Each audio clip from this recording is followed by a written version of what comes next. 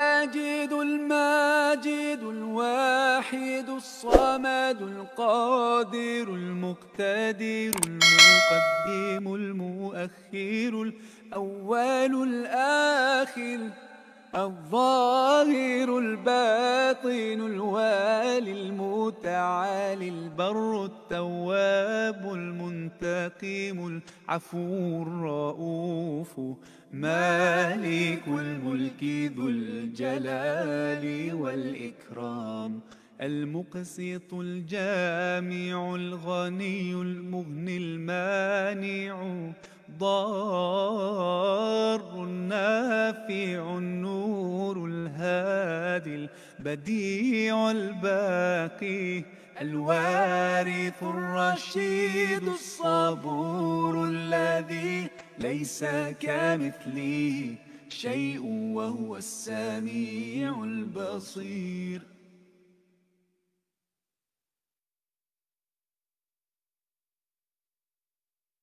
نسألك يا من هو الله الذي لا إله إلا هو الرحمن الرحيم الملك القدوس السلام المؤمن المهيمن العزيز الجبار المتكبر الخالق البارئ المصور الغفار القهار الوهاب الرزاق الفتاح العليم القابض الباسط الخافض الرافع المعز المذل السميع البصير الحكم العدل اللطيف الخبير الحليم العظيم.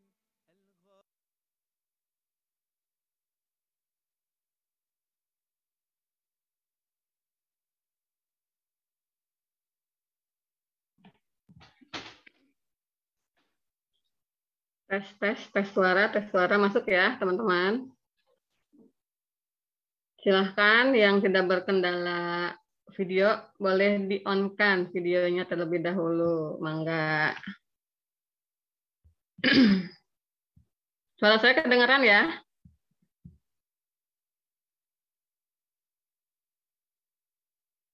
Teman-teman? Kedengeran. Alhamdulillah. Ya, silahkan yang bisa meng-on-kan videonya untuk di-on-kan videonya ya. Bismillah, kita buka. Bismillahirrahmanirrahim. Alhamdulillahirrabbilalamin. Alhamdulillahirrabbilalamin. Atas izin Allah kita dipertemukan kembali. Tak terasa ya teman-teman, sudah di hari Sabtu di Pejuang Subuh di kajian Inspiring Love. Insya Allah nanti akan ditemani oleh Bu Dewi Diana Sofia. Baik teman-teman, sebelum kita mulai kajian ini, marilah sama-sama kita membaca surat Al-Fatihah bersama-sama. A'udzubillahiminasyaitonirrajim. Alhamdulillahirrahmanirrahim. Alhamdulillahirrahmanirrahim.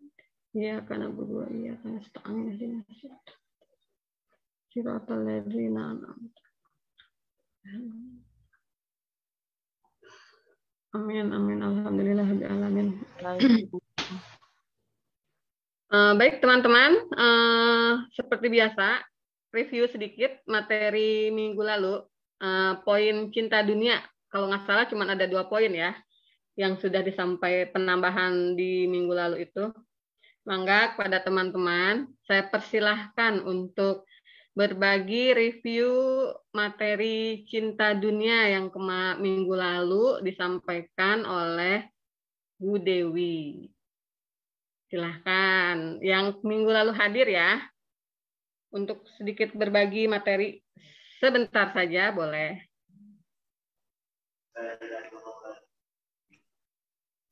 Ada Jeng Ute. Warahmatullahi wabarakatuh. Waalaikumsalam warahmatullahi. Hadir nggak Jeng Ute? Enggak. Kenapa nggak hadir Jeng Ute? Iya nih nggak tahu teh, ya Allah mohon. Ya baik, terima kasih.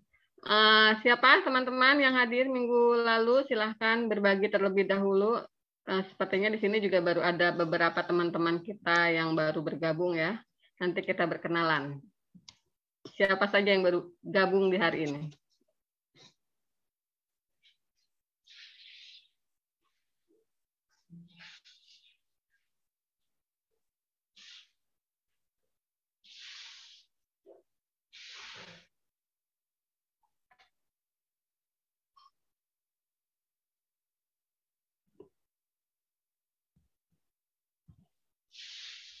Tok, tok, tok. Teman-teman ini nggak mulai-mulai nanti kalau nggak ada yang evaluasi. Sini ada Bu Puji hadir minggu lalu.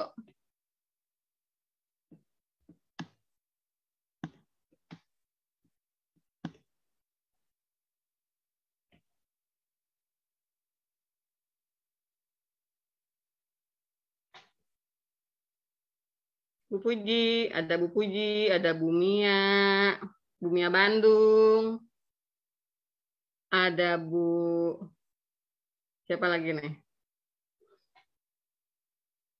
Sevia ini baru bergabung minggu lalu, hadir nggak? Enggak, Ustazah, saya baru. Baru gabung ya? Iya. Kalau baru gabung boleh dong kenalan dulu nih. Apa yang memotivasi Selvia ini masih single? Apa sudah? Sudah berkeluarga, Ustazah. Oh, berarti ibu apa mbak apa teteh? Ibu aja. Bolehlah kenalan. Apa yang bikin menarik untuk join di Pejuang Subuh? Dibisikin apa sama yang ngajaknya? Iya, apa? Yang jelas mau cari ilmu, Ustazah. Kan ini Ya. lagi ini juga ya, lagi apa? Lagi karantina, jadi nggak bisa nggak bisa keluar. Mudah-mudahan di sini bisa dapat ilmu, Ustazah. Ya, semoga tambah barokah ya, insya Allah. Amin, amin. Yuk, teman-teman, makasih Mbak Selvia, Mbak Mia, Ya, Bandung hadir minggu lalu. Aduh, Teh. Berbagi ya, Teh. Boleh, Teh. Suaranya agak jauh, Teh. Bagus. Ya, Teh. Nah. Tapi catatannya sedikit, nggak apa-apa ya, Teh. Ya. Bismillahirrahmanirrahim. Yang kemarin yang saya catat itu cinta segitiga ya, Teh. Betul ya, Teh? Iya, betul. Jadi hidup ini adalah sebuah kisah segitiga antara kita, Allah, sama dunia. Padahal Allah ciptakan dunia ini hanya sebagai fasilitas untuk memudahkan atau teman dalam membuktikan cinta kita kepada Allah. Tapi seiringnya waktu kita malah jatuh cinta pada dunia dan semua fasilitas yang berada di dalamnya. Dunia ini dijadikan indah dalam pandangan kita seperti harta, anak-anak, perhiasan, jabatan, rumah, dan lainnya. Terus seperti sifat ingin dipuji, ingin dihormati oleh manusia, atau keinginan yang bersifat dunia. Peringatan bagi kita jika dunia ini menjadi racun yang melalaikan ketakwaan kita dan makin menjauhkan kita dari Allah. Bukan, malah seharusnya dunia ini menjadikan kita makin bersyukur dan makin bertakwa kepada Allah. Terus ciri-ciri hubud dunia ya, Teh. Kita ingin menikmati hidup ini sepuasnya. Sedangkan Allah berfirman, setiap manusia berbuat dosa, Allah berikan titik hitam di hati kita. Jika kita bertobat, maka Allah hapuskan titik hitam di hati kita. Itu Teh untuk materinya. Terus untuk testimoninya mungkin Teh ya, dari setiap materi yang Ustazah kasih, banyak hikmahnya lah Teh buat saya sama anak-anak ya. Mic-nya agak deketin Teh. Ya, banyak hikmahnya ya Teh buat saya sama anak-anak.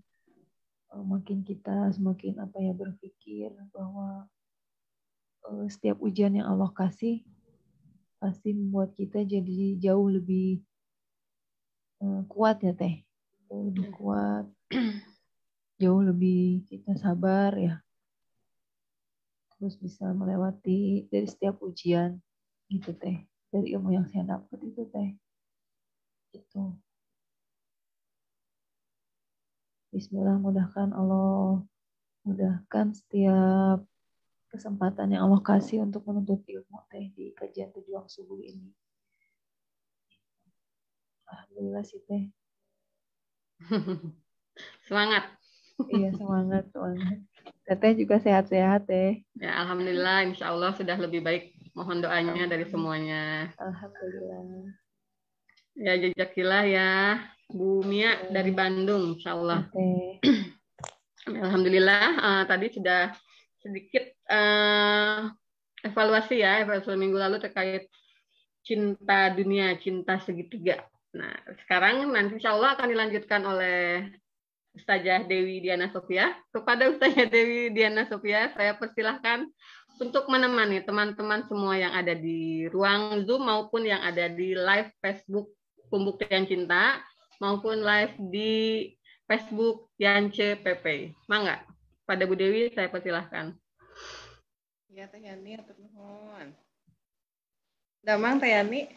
Alhamdulillah, insya Allah luar biasa. Tetap semangat. Allahu Akbar. Masya Allah. Mana senyumnya tuh? Nggak bisa. Nggak kelihatan ya. Ya, alhamdulillah. Jelas nggak suara saya?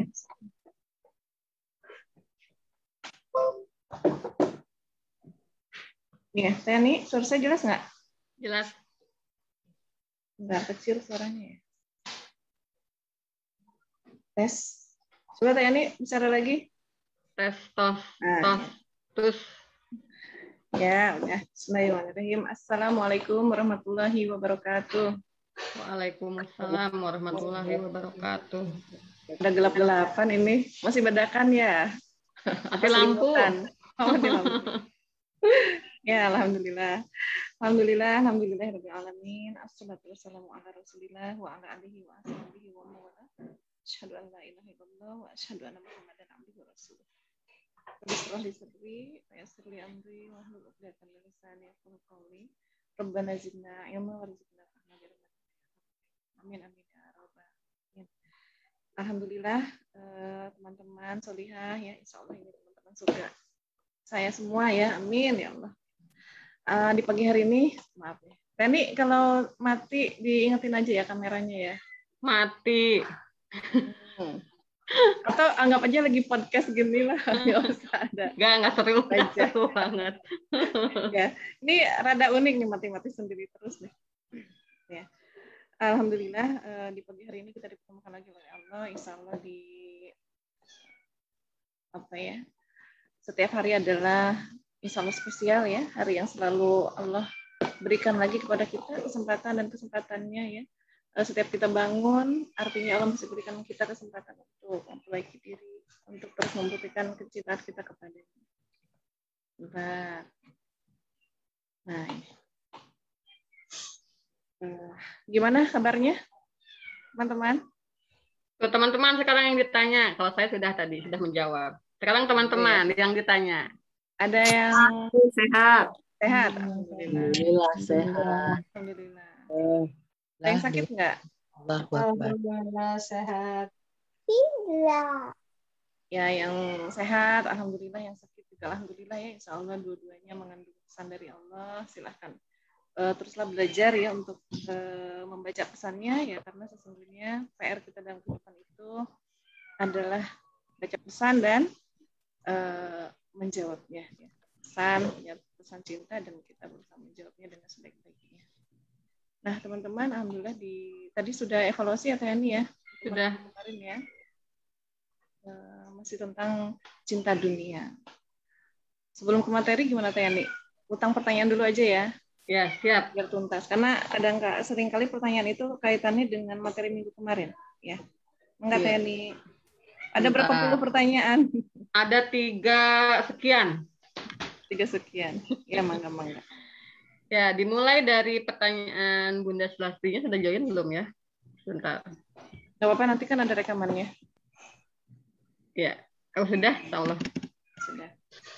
Bagaimana menghilangkan rasa was-was, panik yang terlalu tinggi jika mendengar sesuatu yang menimpa keluarga? Apakah karena saya sakit dan lain-lain, maka saya langsung mempunyai pikiran negatif saja, cemas berlebihan, padahal saya tahu itu atas ketetapan Allah yang harus saya terima dengan ikhlas. Tapi tetap rasa cemas berlebihan itu selalu hadir. Ya. Cemas ya, cemas berlebihan. Bismillah. Ya, jadi kecemasan ini sebetulnya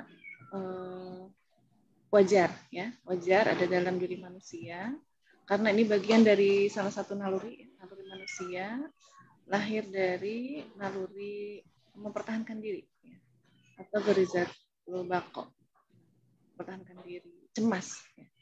Cemas akan sesuatu hal ya. Nah, kalau kita perhatikan ini sebenarnya pernah dibahas juga ya. Karena memang apalagi di tengah kondisi pandemi saat ini ya, banyak yang konsultasi ke saya itu tentang kecemasan ini ya. Baik dari masyarakat ataupun dari tenaga kesehatan. Ya, insya Allah memang Allah berikan rasa ini ya, sesungguhnya itu kalau memang posisinya rasa cemas ini tepat ya, tepat dalam sisi dalam arti ini takarannya ya, maka kecemasan ini sebetulnya sebuah kebutuhan ya, kebutuhan pada diri manusia yang kalau dipenuhi maka dia seharusnya bahagia gitu ya. Kalau dia melewati kecemasan ini dengan baik sebetulnya dia akan mendapatkan kebahagiaan. Nah, tapi ketika tadi kecemasan ini berlebihan ya, inilah yang bisa membahayakan ya. Membahayakan apa? Bisa membahayakan ya itu nanti ke psikologi kita ya, ke psikis ataupun nanti efeknya ke fisik ya. Atau yang paling membahayakan itu adalah nanti kepada iman kita ya, iman kita. Nah, banyak ayat Al-Qur'an ya, setidaknya ada 11 ayat menjelaskan tentang rasa khawatir ini ya, atau kecemasan atau ketakutan ya, ketakutan berlebih. Salah satunya di dalam surat Al-Baqarah ayat 112. Ya. Auzubillahi minasyaitonirrajim. Bala man aslama wajhahu lillahi. Ya. Sering ya teman-teman insyaallah ini kena surat di Al-Qur'an itu surat pertama ya. Insyaallah familiar. Surat-surat maksudnya yang awal-awal dalam Al-Qur'an. Bala man aslama wajhahu lillahi wa huwa muhsinu falahu ajruhu 'inda rabbih wala khaufun 'alaihim wala hum yahzanun. Bala ya, tidak. Barang siapa menyerahkan diri sepenuhnya kepada Allah dan dia berbuat baik, dia mendapat pahala di sisi Tuhannya dan tidak ada rasa takut pada mereka dan mereka tidak bersedih hati. Nah, ini khauf ya. Wala khaufun 'alaihim wala hum yahzanun. Hazan dan khauf. Nah, teman-teman, sedih dan khawatir ini adalah sumber ya. Sumber dari akhirnya muncullah emosi-emosi negatif lainnya. Ini termasuk rasa takut dan rasa sedih ini ya bisa jadi positif, bisa jadi negatif. Ini yang dibahas itu kan yang negatifnya ya. Nah, jika ini negatif, rasa takut dan rasa sedihnya itu, maka ini akan menjadi sumber dari emosi-emosi negatif lainnya. Kalau diperhatikan, kita itu bersedih kenapa? Pasti karena kejadian yang sudah berlalu. Bersedih. Ya. Nah, nanti dari sedih itu muncul apa? Khauf, takut. Takut kejadian lagi. Ya. Takut kehilangan lagi, takut apa lagi. Takut. Nah, berarti takut itu apa? Takut itu adalah di masa depan. Ya, takut hal-hal yang terjadi di masa depan. Nanti gimana? Khawatir. Tadi misalnya ada dengar orang keluarga sakit. Nah, mungkin itu karena kita pernah merasakan kesedihan, ya, pernah merasakan ketidaknyamanan, pernah ya. Ada masa lalu yang pernah kita alami, ya. berupa kesedihan ya mungkin terkait dengan hal-hal yang menurut kita itu musibah, membahayakan jiwa, membahayakan macam-macam lah ya kehidupan kita. Nah, di masa lalu punya pengalaman. Akhirnya kita mengkhawatirkan ketika ada kejadian itu berulang, kita khawatir. Nanti gini-gini, takut berulang. Atau mungkin kejadiannya tidak langsung di kita, tapi kita melihat fakta ya. Biasanya kalau sakit gini banyak yang meninggal. Biasanya kalau gini banyak yang akhirnya stroke dan lain-lain. Karena itu banyak informasi yang masuk kepada kita. Nah, rasa takut, rasa khawatir ini sebetulnya munculnya karena apa? Ya. Karena gambaran sederhananya ya, gambaran sederhana teman-teman. Kalau Tani pernah nggak malam-malam pergi ke suatu tempat yang sepi sendirian? Kemana ya? Kalau sendiri sih belum pernah. Kalau berdua pernah. Oh, berdua. Kalau sendiri kira-kira kemana? Berani nggak? Kemana? Kalau malam-malam? Kadang-kala masih di dalam rumah, ya, pengen ke toilet minta ditemenin, ya, ke tempat cemara minta ditemenin. Seringnya ya, ngungsi. Begitu, takut. Nah, kenapa kita takut? Karena sebetulnya karena kita merasa sendirian, karena merasa sendirian. Atau kayak Teh Ani, kalau ini takut nggak Teh Ani? Malam-malam berjalan di pemakaman sendirian. Jujur. Takut. Iya, karena kenapa takut? Pasti karena kita merasa sendirian. Nah, ini kalau jalan ke pemakamannya malam hari tapi ditemenin sama 5 orang, 10 orang, gimana? Berani nggak? Masih berani. Tapi tengah-tengah. Tapi tengah-tengah ya. Ngajakin siapa nih kira-kira di Pujang Subuh?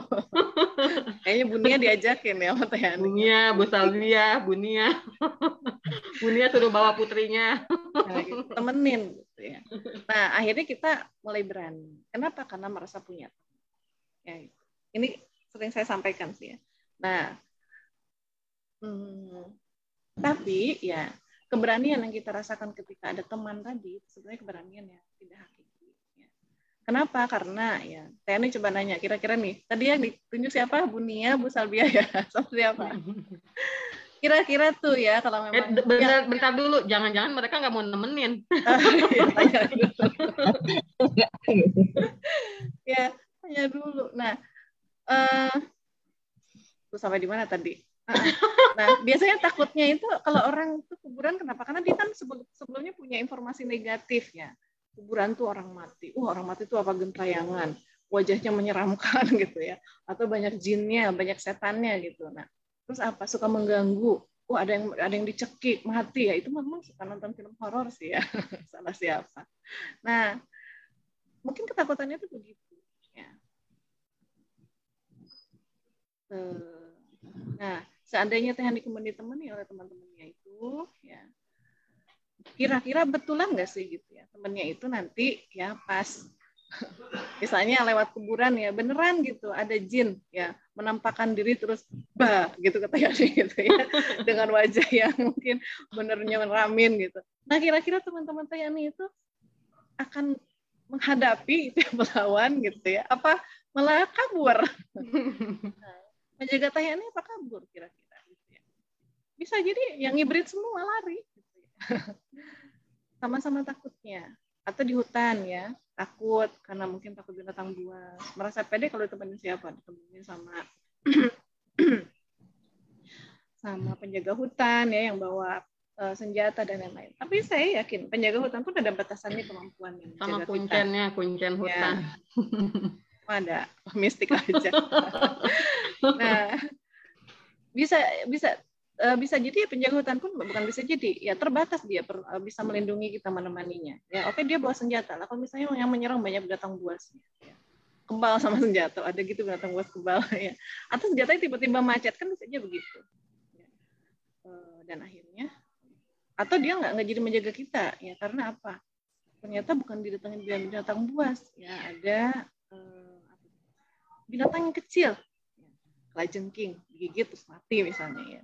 Ya pokoknya sesungguhnya kepedean Teh Yani saat itu ditemani oleh teman-temannya itu hilang rasa takutnya itu adalah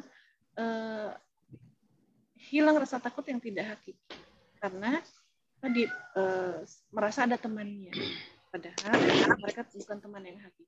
Mereka ada batasannya menolong kita.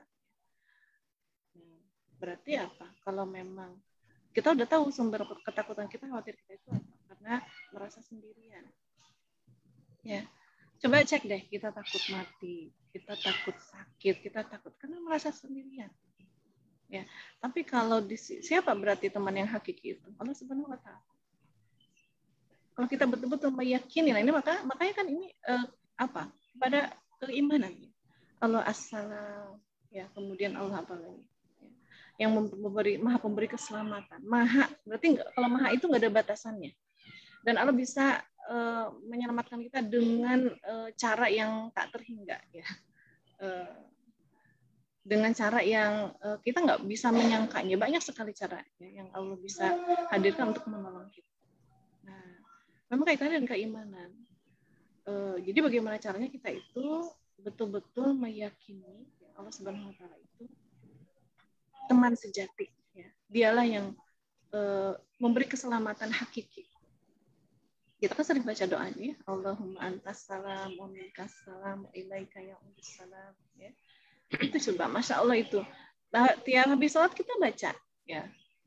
Nah, kalau tahu maknanya, insya Allah itu akan menjadi apa ya, booster ya, buat kita untuk menghilangkan rasa khawatir kita. Karena kita punya Allah As. Nah, itu yang pertama. Jadi memang seringkali ya, sumber dari kekhawatiran kita itu karena merasa sendiri. Padahal ketika Allah memberikan penyakit, musibah, di situ juga Allah ada, tidak meninggalkan kita. Inna ma'al usri yusra. Bersama kesulitan itu ada kemudahan. Allah nggak pernah ninggalin kita, ada kok, nggak kemana-mana. Nah, masalahnya kadang-kala kita tuh punya standar cara Allah nolong kita itu gimana, maunya kalau sehat, kalau sakit ya jadi sehat, ya. Kalau apa namanya, syukur-syukur ya jangan mati sekarang gitu ya. Pengennya hidup terus, apa tuh pengen panjang umur, iya pengen panjang umur sampai berapa tahun, bingung juga kalau ditanya sampai berapa tahun, sampai 200 tahun mau nggak?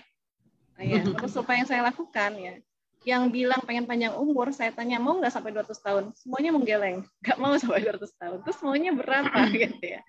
Nah, khawatir ya, sangat khawatir karena merasa sendiri. Nah, jadi teman-teman, solusi dari menghilangkan rasa takut itu adalah ya rasa khawatir, yakin ya, bahwa kita tidak pernah sendirian. Allah selalu ada, bahkan Allah itu dekat, lebih dekat dari urat nadi kita. Itu menggambarkan betapa dekatnya Allah Subhanahu kepada kita, dengan kita. Bahkan kita sendiri ada di dalam genggamannya.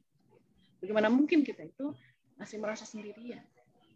Padahal Allah ada, selalu ada, dan Allah tuh nggak pernah tidur. Teman kita tuh ya, bisa aja tuh ya, misalnya tadi mau nemenin kita di perjalanan, yang lewatin hutan, naik motor atau naik apa, tidur ternyata dia ya di mobil. Allah nggak pernah tidur. Begitu ya teman-teman. Jadi kekhawatiran itu munculnya karena salah satunya adalah ya kita bukan salah satu sumbernya adalah karena kita merasa sendirian. Nah, penyebabnya bisa jadi karena iman. Kita kurang mengenal Allah. Kita hanya tahu Allah itu asli. Kemudian apa? Teknisnya ini juga pernah dibahas ya. Ketika kita punya pikiran negatif, ya, caranya gimana? Ganti pikirannya jadi positif. Ya, rasa khawatir itu kan muncul dari pikiran negatif.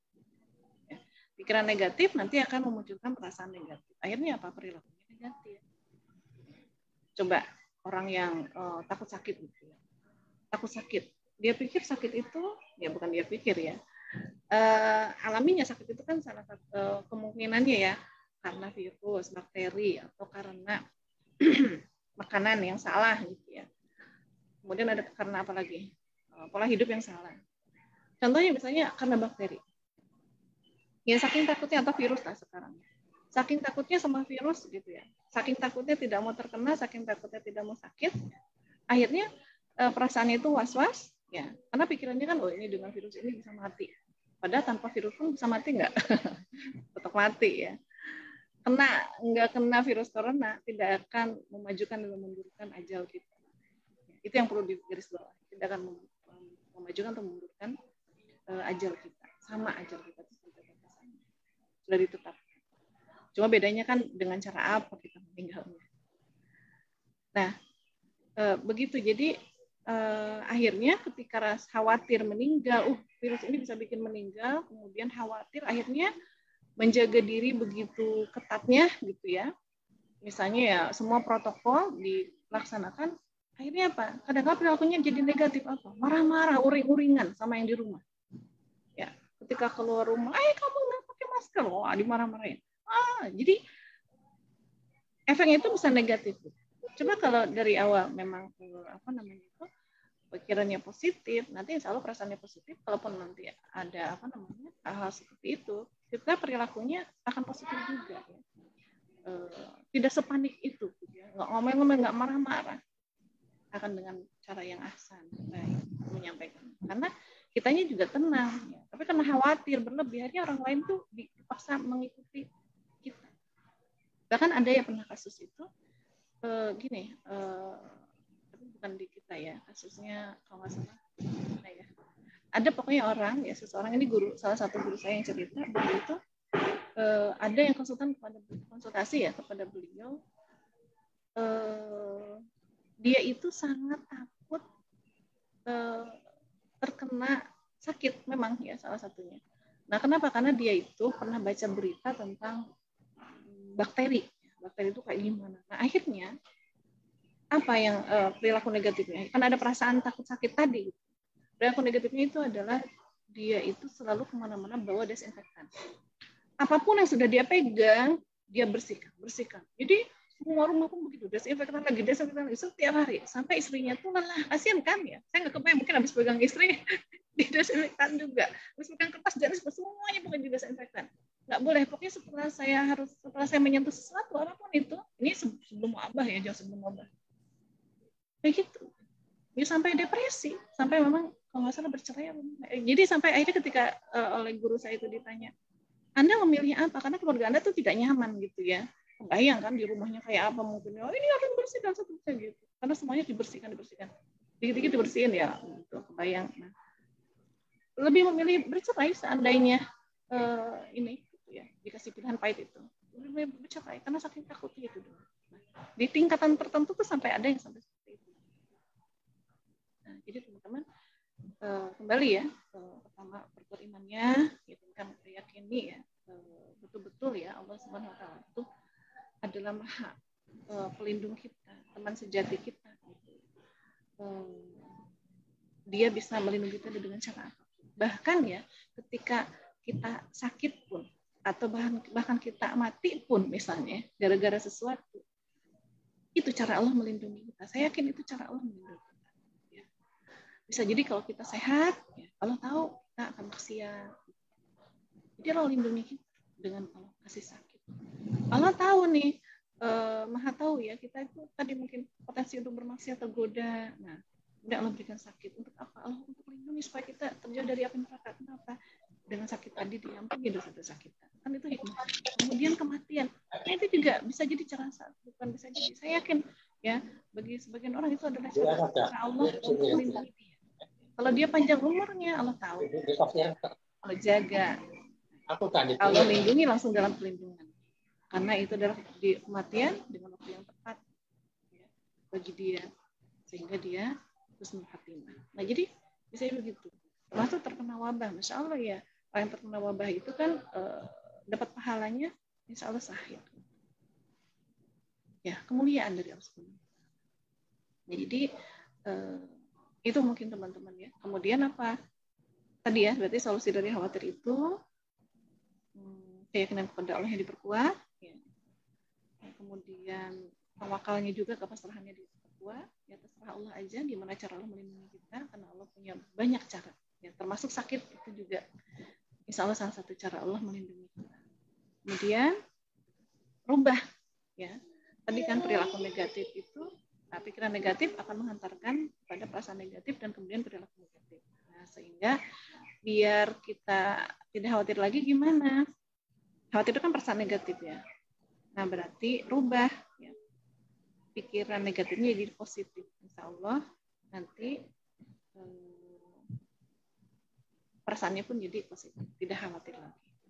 Dirubah ya pikiran negatifnya. Nah, ini yang bertanya saya juga kurang paham gitu. Kan negatifnya itu dalam hal apa? Gitu ya. Dirubah aja, diganti. Harus tahu dulu memang apa ya. Dirubah pokoknya pikiran negatifnya jadi positif. Itu mungkin teknik. Nanti kalau misalnya pertanyaannya berlanjut bisa jawab saya aja ya.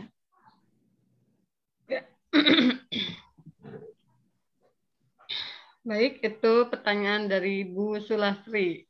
Ya, insya Allah kami lanjut dengan pertanyaan berikutnya.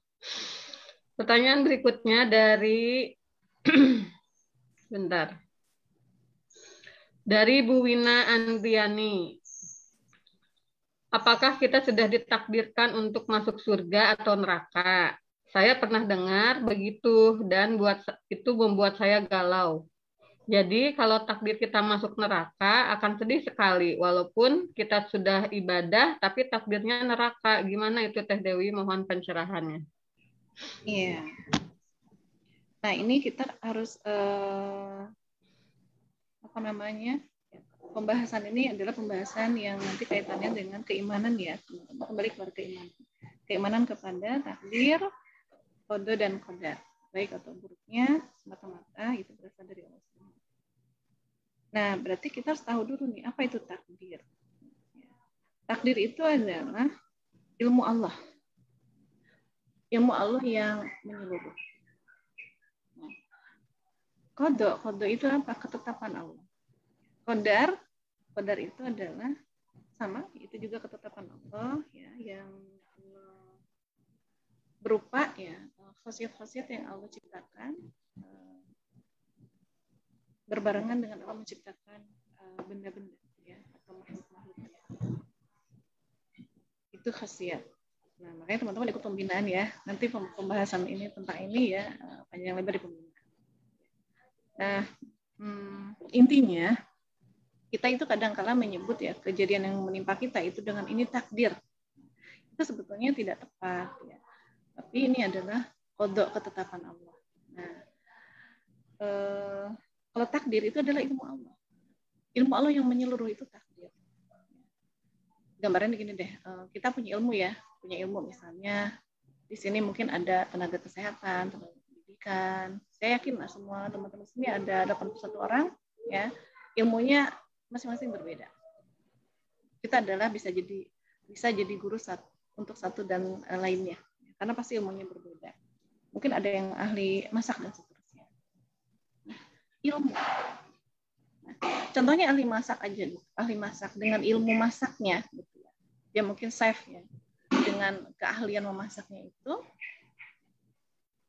dia bisa memprediksi, ya, memprediksi. Kadang bisa sangat yakin. Jika misalnya gini, bikin kue nggak pakai pengembang. Kira-kira kuenya jadi apa, teman-teman? Yakin nggak kuenya akan mengembang? Enggak ya? Pasti jadi kue apa? Bantat.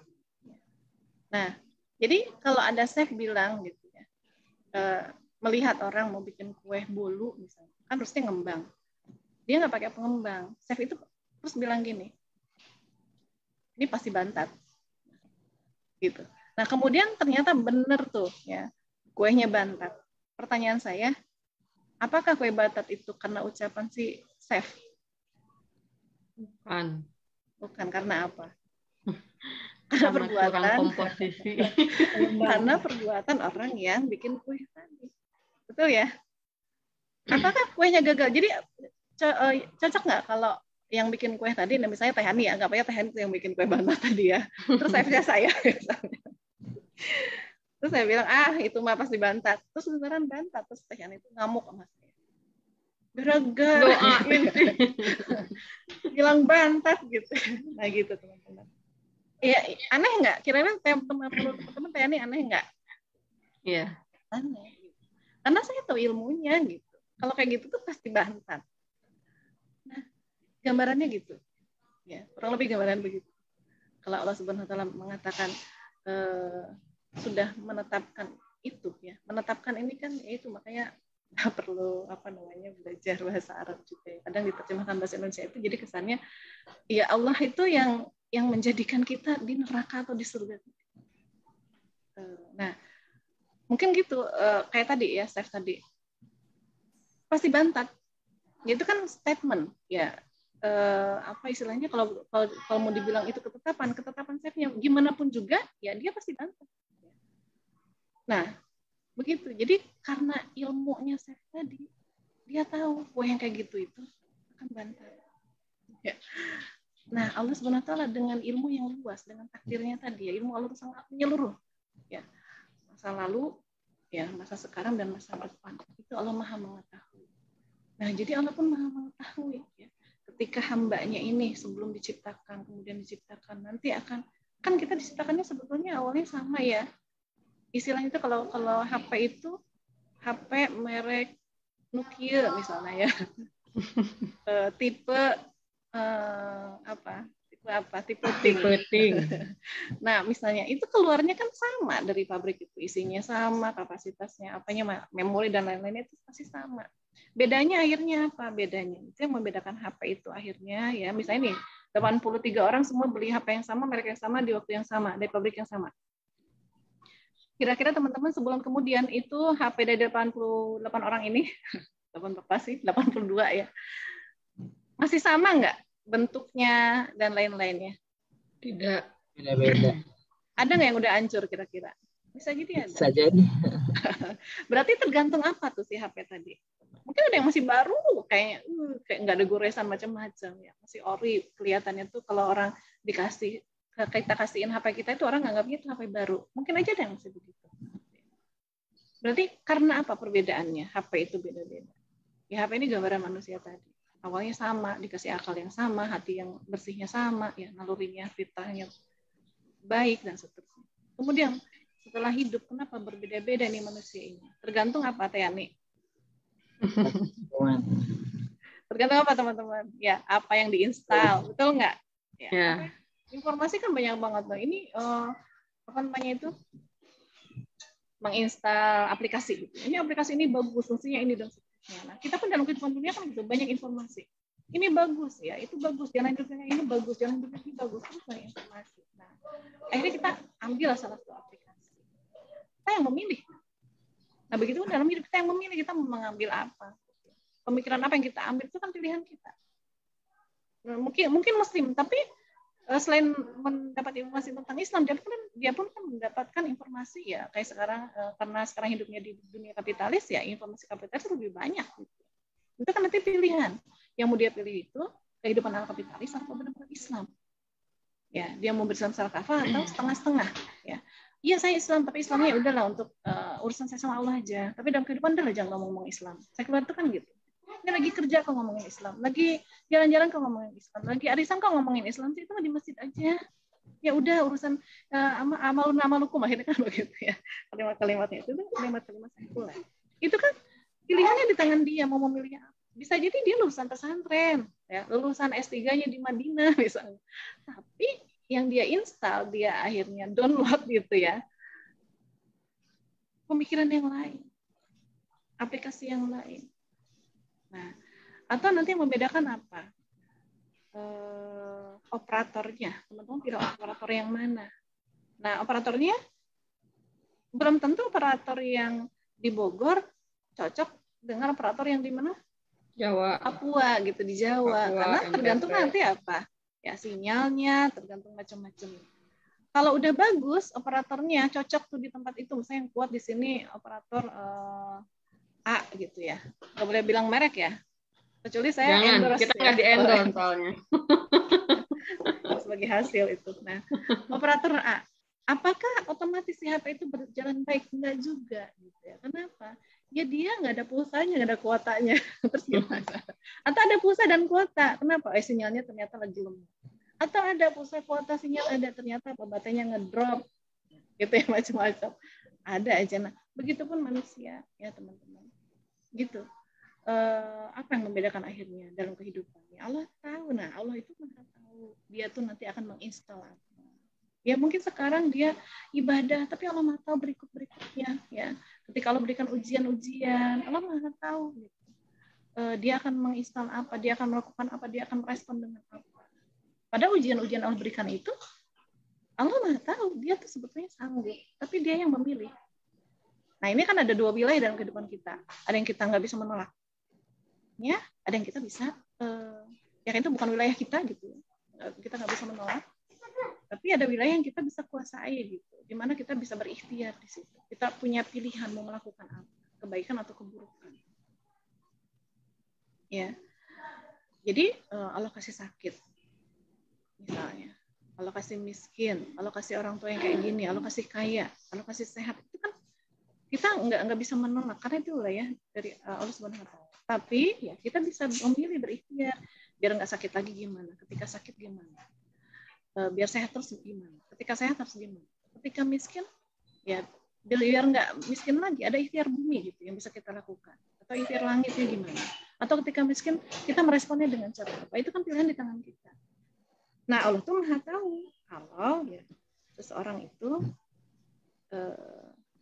akan memilih apa akhirnya di akhir hayatnya.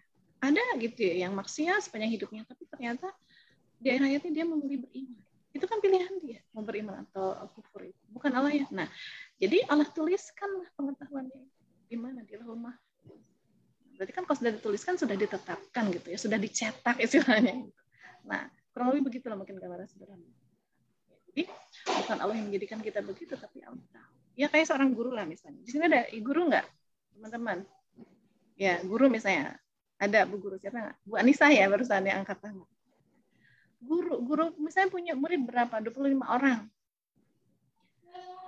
Pasti Bu Guru itu paham. Ya, misalnya biasanya guru itu kan jadi wali kelas cuma setahun ya. Cuma setahun. Nah, guru itu biasanya paham nih, murid satu dengan murid lainnya, ya, kemampuannya berbeda-beda, tahu. Nah, dan kemudian guru itu pasti bisa memprediksi ini anak ini kemungkinannya ranking ya, juara di kelasnya. Yang ini kayaknya nggak bisa naik kelas kalau yang ini. Bisa nggak guru memprediksi begitu?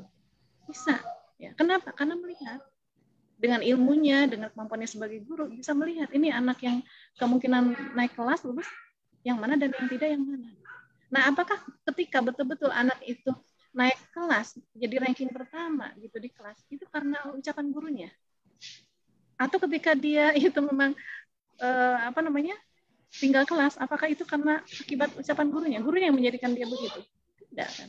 Tapi karena gurunya bisa memprediksi. Nah, kalau Allah itu bukan memprediksi, tapi Allah Maha tahu. Maka Allah tuliskan. Itu teman-teman. Jadi apa tugas kita? Ya, karena itu adalah hal gaib, ya kita tidak tahu kita akan memilih apa di masa depan. Tugas kita apa? Tugas kita pertama berdoa, ya, supaya Allah Subhanahu wa taala terus memberikan kita taufik, ya, kemudahan untuk taat kepada Allah, ya. Taufik. Nah, kemudian yang kedua, kita terus memperkuat iman kita, berikhtiar semaksimal mungkin memperkuat iman kita, mohon kepada Allah ya diberikan kekuatan iman. Tapi tidak hanya mohon, ada ikhtiarnya. Apa ikhtiar untuk menguatkan iman, kajian, ya, bahkan sungguh-sungguh dalam kajian pun tidak hanya mendengarkan, mencatat, kemudian murojaah. Karena pengen kuat. Begitu kita aja kalau nanam tanaman biar dia hidup lagi dan kuat akarnya gitu ya. Kita kan pasti ya kita siram, kita rawat, ya kita kasih pupuk dan lain-lain. Apalagi jiwa kita, apalagi iman kita. Kita ikhtiar aja maksimal supaya kita tidak terjerumus tergoda nanti di akhir hayat itu kepada hal yang buruk. Nah, cuma itu kan yang bisa kita lakukan. Minta perlindungan dari Allah. Terus kemudian apa? Banyak teman bergaul dengan orang-orang solihah ya, kalau perempuan solihah ya. Nah, bergaul dengan orang-orang solihah gitu. Kenapa? Karena mereka yang akan menjaga kita. Mereka teman-teman yang akan menjaga kita supaya kita akan selalu mengingatkan kita ketika kita mulai lalai. Nah, seperti itu. Gambarannya ya, jadi bukan Allah yang menjadikan kita di neraka atau di surga, tapi itu karena semata-mata ikhtiar kita selama di dunia ini. Ya, wallahu a'lam bishawab. Mangga Teh Hani, itu jawabannya. Ya, itu ya Bu Wina atas jawabannya. Kita lanjut ke pertanyaan berikutnya dari Bu Uli. Bagaimana cara agar kita memiliki kemampuan mendengarkan orang lain? Karena saya senangnya berbicara. Ada ketawanya Sama tuh dong. belakangnya. Hehehe. Sama dong, ini berarti gimana? Saya nggak boleh ngomong di sini, dengerin aja peserta. Ya, nah pertama ini apa tadi, banyak bicara ya? Dia itu pengen memiliki kemampuan mendengarkan orang lain. Karena senangnya Berbicara. berbicara. Ya, sebetulnya senang berbicara nggak masalah, bagus ya. Bahkan kadang-kala itu wajib, sebuah keharusan. Coba kalau guru nggak senang bicara, kira-kira gimana? Di kelas diem aja, muridnya gimana? Ya, ada posisi-posisi tertentu kita memang harus bicara. Nah, termasuk apa? Seorang ibu, ya, masya Allah gitu. Ini memang salah satu potensi perempuan itu ya, dia itu ada apa namanya? Justru malah menurut para peneliti itu kan ada kebutuhan bicara perempuan gitu. Jadi kalau belum terpenuhi kebutuhan bicara ini dalam sehari, biasanya dia memang gelisah gitu ya. Di hari berikutnya masih ada stok. Berapa ribu kata? 24.000 kata per hari. Nah, Masya Allah. Tapi ini hikmahnya ya buat kita apa sebagai ibu. Ya, ibu kan pendidik. Nah, kata salah satu guru saya, namanya anak itu, anak-anak ya, untuk memberitahu ya, dia sebuah kebiasaan misalnya naruh sendal di tempatnya. Nah, itu kita butuh 4 tahun setiap hari mengingatkan, ngasih tahu. 4 tahun minimal. Itu untuk satu kebiasaan. Berarti untuk kebiasaan gosok gigi 4 tahun juga ya. Jemur handuk 4 tahun juga. Pulang sekolah, naruh kaos kaki 4 tahun juga ya. Selamat berjuang. Nah, berarti kan kita butuh banyak bicara, Masya Allah gitu ya. Allah udah kasih potensi itu. Nah, kemudian apa? Kemampuan untuk mendengarkan, tidak banyak bicara. Ya memang dalam kondisi tertentu gitu ya, kita memang harus mengukur diri juga di mana kita boleh banyak bicara, di mana kita sebetulnya itu justru ketika banyak bicara bikin orang lain tidak nyaman. Gitu ya. Kemampuan mendengarkan gimana? Nah, yang harus kita pahami yang pertama adalah kita itu ada dalam genggaman Allah Subhanahu wa Ta'ala. Semua ya, apa yang di langit dan di bumi ya.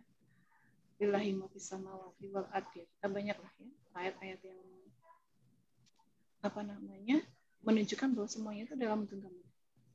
Allazi khalaqal mauta wal haya, ya Allah yang menciptakan hidup dan mati dan hidup. Nah, semuanya banyak ayat-ayat yang menggambarkan semua ada dalam genggaman. Termasuk apa? Diri kita. Lisan kita itu dalam genggaman. Yang pertama apa? Minta sama Allah untuk menjaga lisan kita. Ya, karena dia yang menggenggam. Itu aja dulu, minta dulu. Pokoknya Allah dulu. Allah dulu, Allah lagi, Allah terus. Kemudian apa? Yang kedua, ya kita bisa melakukan ikhtiar untuk tadi apa namanya? Lebih banyak mendengar. Ikhtiarnya apa? Ikhtiarnya bisa pertama kita coba cek. Kalau ini berarti kan banyak bicara yang negatif ya. Misalnya kita anggap aja banyak bicara yang negatif. Karena kalau positifnya itu harus banyak bicara. Kayak ini saya di pejuang subuh, saya harus banyak bicara, bukan banyak diam. Nanti bubar kalau saya banyak diam. Ya Teh Yani. Nah, kita lihat dulu kita di posisi yang banyak bicara negatif atau positif. Nah, kita akan bahas yang negatif. Kalau banyak bicara negatif, itu kemungkinan bisa membuat orang lain tidak nyaman. Ya. Teman kita baru 1, kita ada 10, bahkan 20, 30 gitu ya. Kasihan kan temennya. Kita lihat latar belakangnya dulu. Coba kita ngukur diri, evaluasi diri, kira-kira kenapa kita itu lebih banyak bicara dibandingkan yang lain. Khawatirnya bisa jadi munculnya karena kita pengen mendominasi. Ya, pengen mendominasi. Ini juga nanti terkait pola asuh di masa lalu. Ya. Ada apa sih? Karena mungkin dia merasa punya kedudukan juga, kadang-kadang begitu ya. Jadi pengennya didengerin aja, bukan mendengar. Ya, atau nanti pada tingkatan tertentu tidak hanya banyak bicara, bisa jadi banyak bicaranya itu memang menyakiti, memotong pembicaraan orang lain, gitu ya. Tidak memperhatikan omongan orang lain, maunya dia yang diperhatikan, ketika tidak diperhatikan dia itu marah, gitu lah. Kalau udah seperti itu berarti negatif. Ya, itu ada yang salah sama diri kita. Coba cek ya kenapa. Nah, ini juga lah bisa lahir dari, bukan bisa ya. Ini lahir juga sama dari naluri mempertahankan. pengen eksis kadang-kala karena pengen didengerin, pengen mendominasi. Kadang-kala hal yang diceritain juga mungkin nggak penting-penting amat gitu ya. Nah, kita ukur dulu aja akar masalahnya di kita itu kenapa banyak bicara. Karena kita pengen didengarkan, pengen pembuktian gitu ya, bahwa saya itu diperhatiin orang, ya, akhirnya kita jadi nyaman, ya, atau apa. Nah, ini bisa terkait pengasuh. Nah, ada kebutuhan mungkin di masa lalu, ya kebutuhan terkait lalu yang tidak terpenuhi, kita mungkin selalu diabaikan dalam keluarga. Jadi kita akhirnya cari perhatian sama orang lain. Itu karena hal apa? Nah, berarti ini kan ada luka batin. Ini pembahasan panjang kalau luka batin ya. Nanti ikutin aja teman-teman kelas parenting saya ya. Silakan minta ke saya nih linknya. Insya Allah masih berjalan kelasnya. Nah, kemudian berarti diselesaikan tuh luka batinnya. Nanti insya Allah akan lebih memudahkan kita untuk di masa depan itu untuk mengelola ini ya lisan kita. Kemudian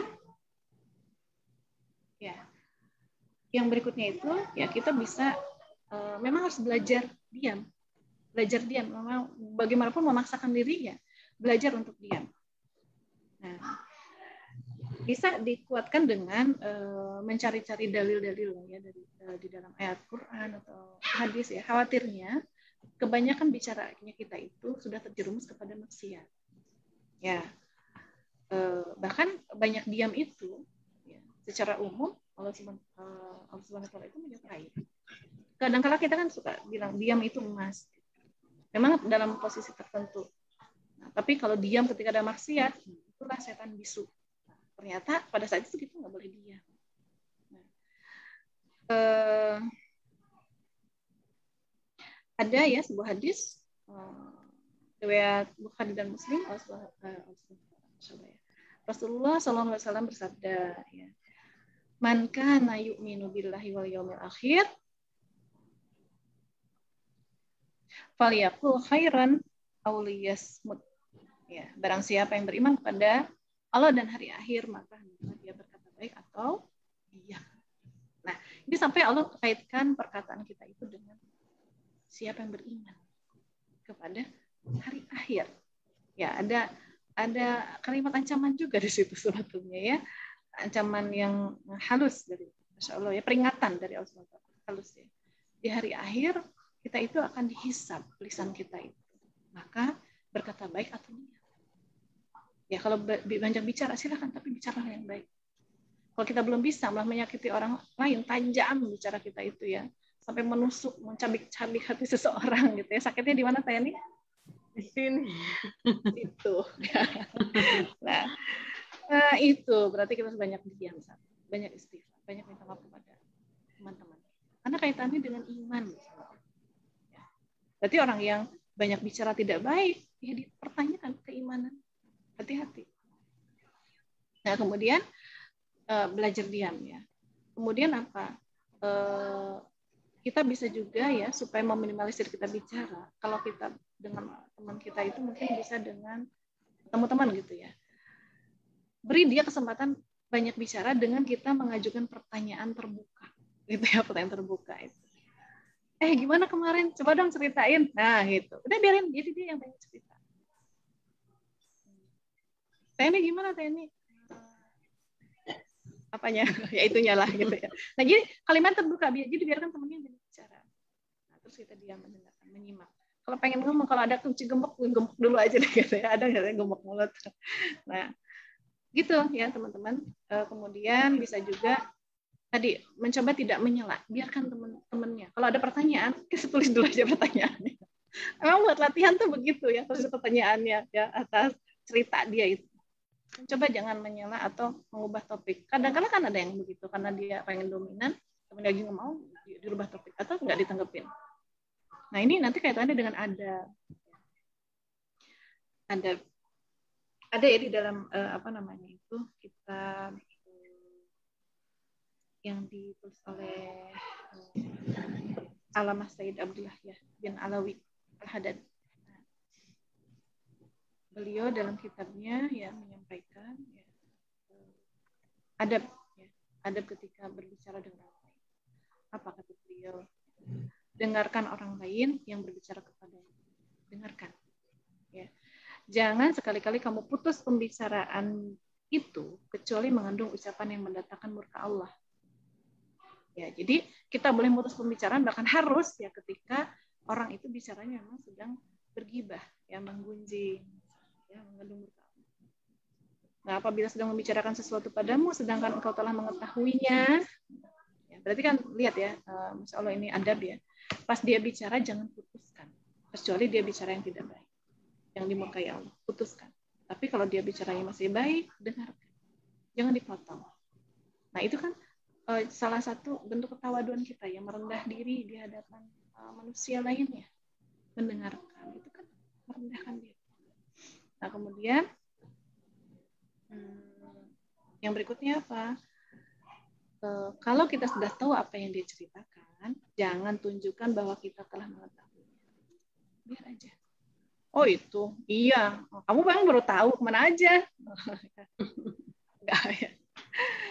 Kecuali kalau itu mah kalau udah deket banget dan tidak tiap dia bicara digituin ya, kayak Teh Aning, saya bicara ke saya ngomongin gitu, mungkin Teh Aning jadi baper, ya mungkin jadi kabur ya, tuh dia ngomong digituin, atau bahkan sambil saya, iya gue juga tahu misalnya, nah itu ya, apalagi begitu. Nah, adabnya ternyata biarkan, dengarkan, bahkan oh gitu ya, itu kan nggak ada salahnya juga gitu, jangan merasa kita akhirnya merasa gengsi ya kalau saya nggak bilang, saya juga udah tahu gitu, bukannya dia doang emang yang pintar gitu. Nah, udah jangan seperti itu, adab, karena ini adalah adab. Dan kadang-kala kasihan gitu ya di posisi yang dia lagi bicara, iya saya juga tahu ya gitu ya, bisa jadi tuh untuk sebagian orang menjatuhkan semangat dia gitu. Menjatuhkan semangat. Nah kemudian ketika berbicara dia kemudian menyampaikan. Nah ini kan tadi ya, kalau dia bicara, kita udah tahu, upayakan kita tidak usah bicara. Saya juga tahu. Kemudian ketika seseorang berbicara menyampaikan berita, dan berita itu kita tahu bahwa berita itu nggak tepat, nah itu pun kita punya adabnya. Ya. Kita jangan bicara. Nah ini sebentar kalimatnya. Ketika seseorang berbicara kepadamu tentang hal yang tidak sebenarnya, janganlah engkau mengatakan kepadanya, berita itu tidak seperti yang kau katakan, tetapi begini dan begini loh. Dan jika berita itu berkaitan dengan masalah keagamaan, tunjukkan kepadanya bagaimana sebenarnya. Ya. Yang benar, sampaikan dengan halus, sehingga tidak menyinggungnya. Jadi, kalaupun ada berita yang tidak benar disampaikan, dilihat dulu aja. Kalau itu adalah sebuah kebohongan, ya kita silakan menyampaikan dengan cara yang ahsan gitu ya, tidak terus memarahin dia, kamu kok gitu, dari mana itu. Nah tapi tetap dengan ahsan, dengan baik. Apalagi kalau misalnya ya halnya tidak prinsipil, misalnya tidak terprinsip, misalnya kita tahu kejadiannya, misalnya Tayani itu menyampaikan, tahu nggak misalnya ya, Uce Sunda pisan ya. Tahu nggak? Tadi itu ada kecelakaan. Di mana itu? Di perempatan sana gitu ya, perempatan Ciawi misalnya. Kapan? Tadi jam 9:04. Gitu ya. Enggak. Tadi jam 9. Kata nah,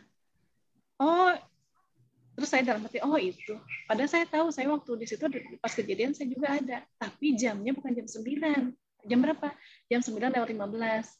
Terus kita ngotot, bukan jam 9, jam 9. Itu kan nggak juga prinsipil gitu ya, sama-sama jam 9 lah, 9:04 itu.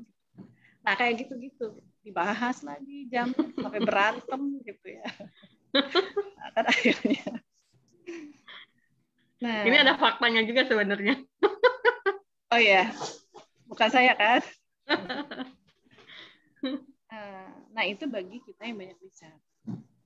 Terus bagi kita yang dibanyak bicarain sama orang lain gimana? Sabar ya. Sabar. Jangan juga memotong. Kita bisa mungkin dengan ahsan ya, untuk menghindarinya. Misalnya, aku mau cerita dong, tapi dengerin dulu ya. Gantian, sambil bercanda atau gimana. Jadi relax suasananya.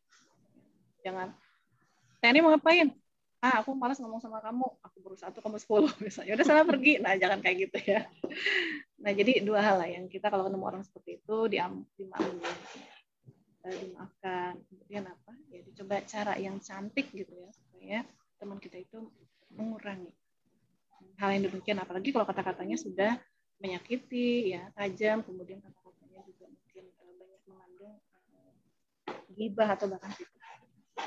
Itu kita nih, Alhamdulillah. Mudah-mudahan yang lainnya nggak puas ya, jadi silakan belajar terus. Semangat. Tetap semangat.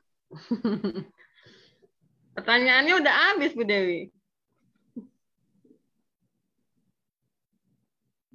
Kenapa Teh Yani? Pertanyaannya ya? udah habis. Saya mau nanya. Oh, tuh mau nanya. Boleh, Bu. Tadi satu dulu ya. Tadi sebenarnya mau nanya lanjutan yang pertanyaan sebelumnya, Ustazah. Kan tadi disebutkan bahwa kita di neraka atau di surga nantinya itu kan amal ibadah kita.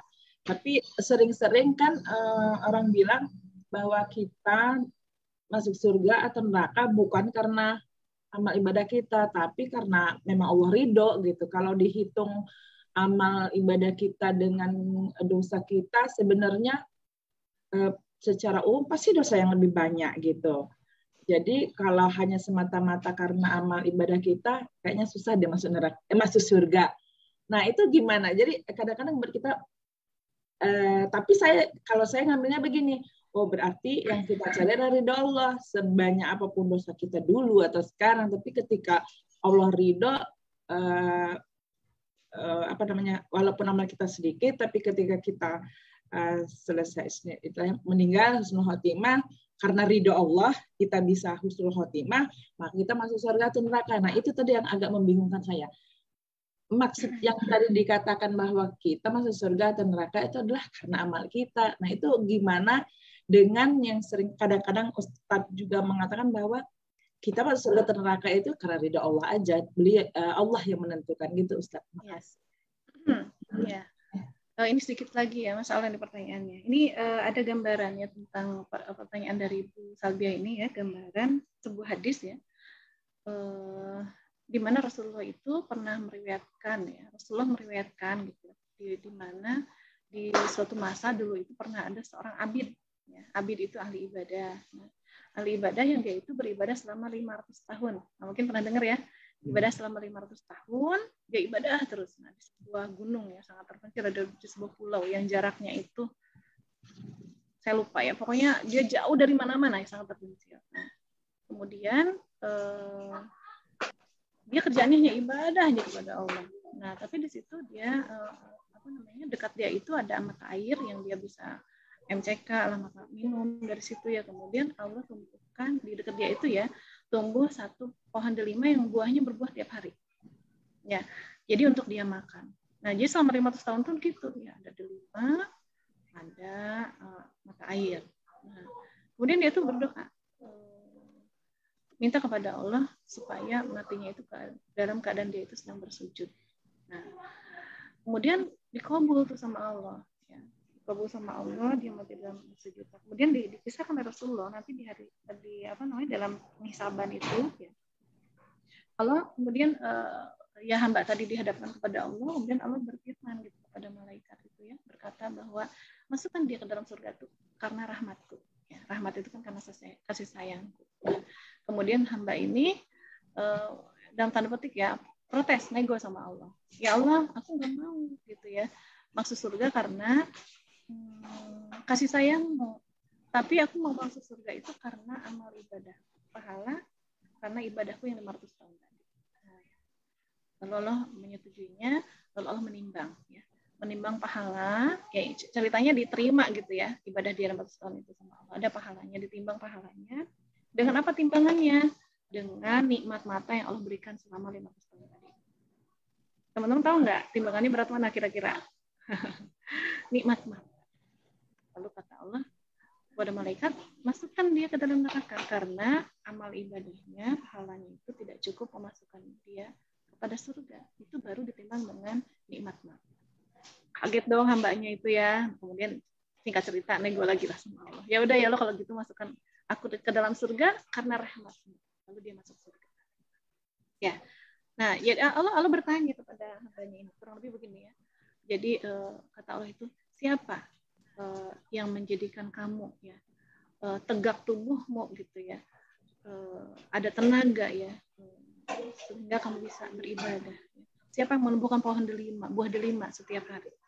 Engkau ya Allah gitu ya. Siapa yang mengadakan air untuk engkau minum dan akhirnya punya tenaga gitu untuk beribadah kepadaku? Kurang lebih begitulah kalimatnya. Teks lengkapnya harus dibaca ya. Banyak Allah tanyakan nikmat-nikmat Allah sehingga dia dengan mudah bisa ibadah. Padahal buah delima itu berbuah tiap hari enggak teman-teman alaminya? Enggak ya? Enggak. Tapi Allah jadikan tuh tiap hari supaya dia tuh ada tenaga bisa ibadah selama 500 tahun baru. Dan engkau minta engkau mati dalam keadaan sujud, aku bukan. Nah, siapa gitu ya akhirnya engkau bisa ibadah itu yang memudahkan itu siapa? Engkau ya Allah. Berarti kan teman-teman ini gambaran yang pertama kita sebetulnya bisa beribadah dimudahkan itu karena kasih sayangnya Allah. Karena pertolongan dari Allah, bantuan dari Allah SWT. Nah, yang berikutnya ya intinya kita tidak bisa melakukan gerakan tubuh kita kalau Allah memang tidak menolong kita.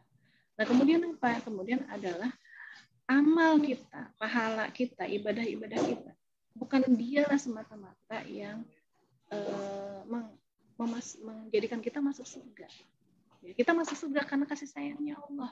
Allah yang bikin surga itu, ya. Allah yang nanti memilih siapa yang masuk atau tidak. Nah, tapi ya tadi kasih sayang Allah, keridhaan Allah. Tapi ya kita bisa mengetahui gimana cara Allah itu ridho sama kita, gimana cara Allah itu sayang sama kita. Yaitu dengan cara kita memperbanyak amal solih. Gitu. Jadi amal solih itu adalah hanya wasilah aja. Kita mendapatkan rahmatnya dan akhirnya mendapatkan surga. Jadi bukan karena amal solihnya aja.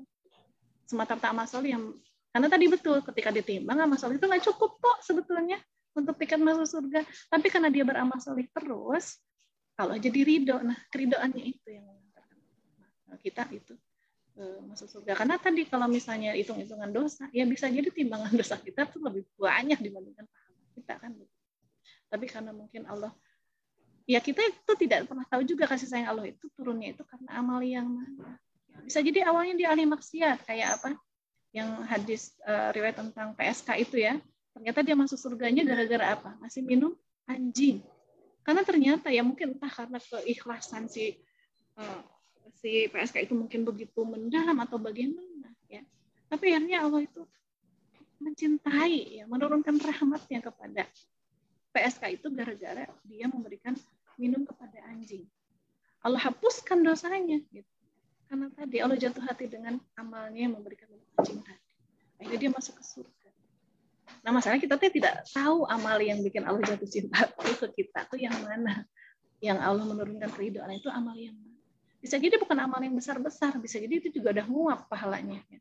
Karena mungkin kita ujub dan lain-lain, tapi yang menghantarkan itu bisa jadi amal yang kita anggap sepele, tapi pada saat itu Masya Allah gitu timbangannya di depan Allah luar biasa. Bikin Allah tuh jatuh hati sama kita. Tuh. Nah, jadi memang harus banyak amal karena kita tidak tahu yang diterima itu yang mana. Tapi bukan berarti ya kisah PSK tadi, ya udah deh kalau gitu kita maksiat aja yuk, tapi ngasih minum anjing misalnya. Yang nggak bisa gitu juga diniatkan gitu ya. Karena bisa jadi sebaliknya juga ya amalnya banyak, ya dia jarang bikin dosa.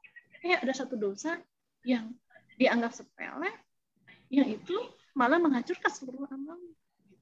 Bisa sebaliknya juga seperti itu. Maka berhati-hati. Berarti perbanyak amal solih, kemudian perbanyak bertobat. Karena itu yang akan menghantarkan kepada keridhaan Allah. Kalau Allah udah ridho, Allah turunkan rahmatnya, Allah berikan surga. Masya Allah gitu teman-teman ya. Allah itu gini-gini. Tayani misalnya sering ngasih teman-teman kopi. Tiap kajian kasih kopi ya. Amin. Walaupun virtual ya, gambar doang misalnya. Wajar nggak kalau misalnya peserta itu berterima kasih. Ini kalau beli kopi ya gratis lagi misalnya ya. Nggak beli. Dikasih terus, kasih terus. Wajar nggak kalau kita tuh berterima kasih sama Teh Yani? Wajar ya. Terima kasih. Kadang-kadang pengen balas, masa Teh Yani terus yang nyuguhin saya balik nyuguhin. Kalau offline misalnya. Nah, kan begitu kita pun kepada manusia pengen membalas kebaikan. Kebaikan Allah sama kita banyak nggak? Masya Allah, tidak pernah bisa menghitungnya kita gitu ya, kebaikan Allah. Jadi wajar nggak sebetulnya kalau manusia itu akhirnya berbuat baik kepada Allah ya, dalam tanda petik berbuat baik itu maksudnya taat sama Allah. Wajar nggak? Sangat wajar. Itu cara dia berterima kasih. Jadi seandainya ya misalnya Allah tuh nggak nyiapin surga, misalnya ya untuk orang yang tadi menunjukkan rasa terima kasihnya dan ketaatan, seandainya Allah nggak ngasih surga pun, ya nggak apa-apa, wajar kan manusia itu berterima kasih gitu. Tapi lihat sayangnya Allah sama kita itu ya, bagi hamba-hamba yang berterima kasih dalam bentuk ketaatan, Allah kasih surga, kasih hadiah lagi, kurang baik apa gitu Allah itu sama kita. Ya, Masya Allah. Jadi dengan membahas ini sebenarnya ya ini inspiring love itu begitu ya. Jadi jadikanlah Allah itu sebagai inspirasi, cinta kita kepada Allah itu jadi inspirasi untuk hidup. Akan jadi motivasi, kita akan jadi hamba yang lebih baik lagi, akan terus melakukan ketaatan, menjauhi maksiat. Nah, itu. Ketika kita banyak mengenal Allah. Cinta yang menginspirasi itu begitu. Mencintai Allah itu pasti menginspirasi. Kalau mencintai manusia, ya kadang-kadang menginspirasinya juga tidak benar, ya kadang-kadang menginspirasinya juga menjatuhkan kita, menjerumuskan kita. Tapi kalau mencintai Allah, insya Allah itu akan menginspirasi banyak hal dalam kehidupan kita. Ya, jadi sumber kekuatan yang luar biasa dalam kehidupan kita. Nah, di tengah-tengah kehidupan saat ini ya, kehidupan kapitalis ini, kita memang tidak cocok kapitalis ini dengan keislaman kita ya sesungguhnya gitu. Kita ketika Allah memerintahkan kita berislam secara kafah sempurna, ya kita sulit, ya, dalam kehidupan kapitalis untuk merasakan sempurna. Godaannya pasti luar biasa banyak. Tarikan-tarikan untuk mencintai dunia itu begitu banyak. Karena apa? Dari kapitalisme itu kan yang diusung adalah kebebasan. Nah, yang kita kenal dengan ide demokrasi atau kadang-kala dengan bahasa HAM ya, hak asasi manusia. Itu sebetulnya adalah ide kebebasan di situ ya. Karena demokrasi itu mungkin yang selama ini diopinikan demokrasi itu adalah asas mufakat. Tidak hanya itu gitu. Tapi justru yang racun yang dibawa demokrasi itu adalah kebebasan. Ya. Di mufakat itu mengandung bahaya yang luar biasa. Kenapa? Ya ketika yang bersepakat itu adalah orang yang jauh dari agama, maka kesepakatan apapun ya itu harus dijalankan. Karena itu ada dikatakan itu adalah menegakkan demokrasi.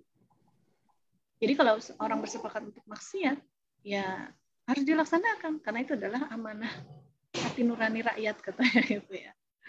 Nah, hati-hati gitu karena sebetulnya itu adalah banyak sekali peluang akhirnya manusia itu menetapkan hukum-hukum yang melanggar perintah.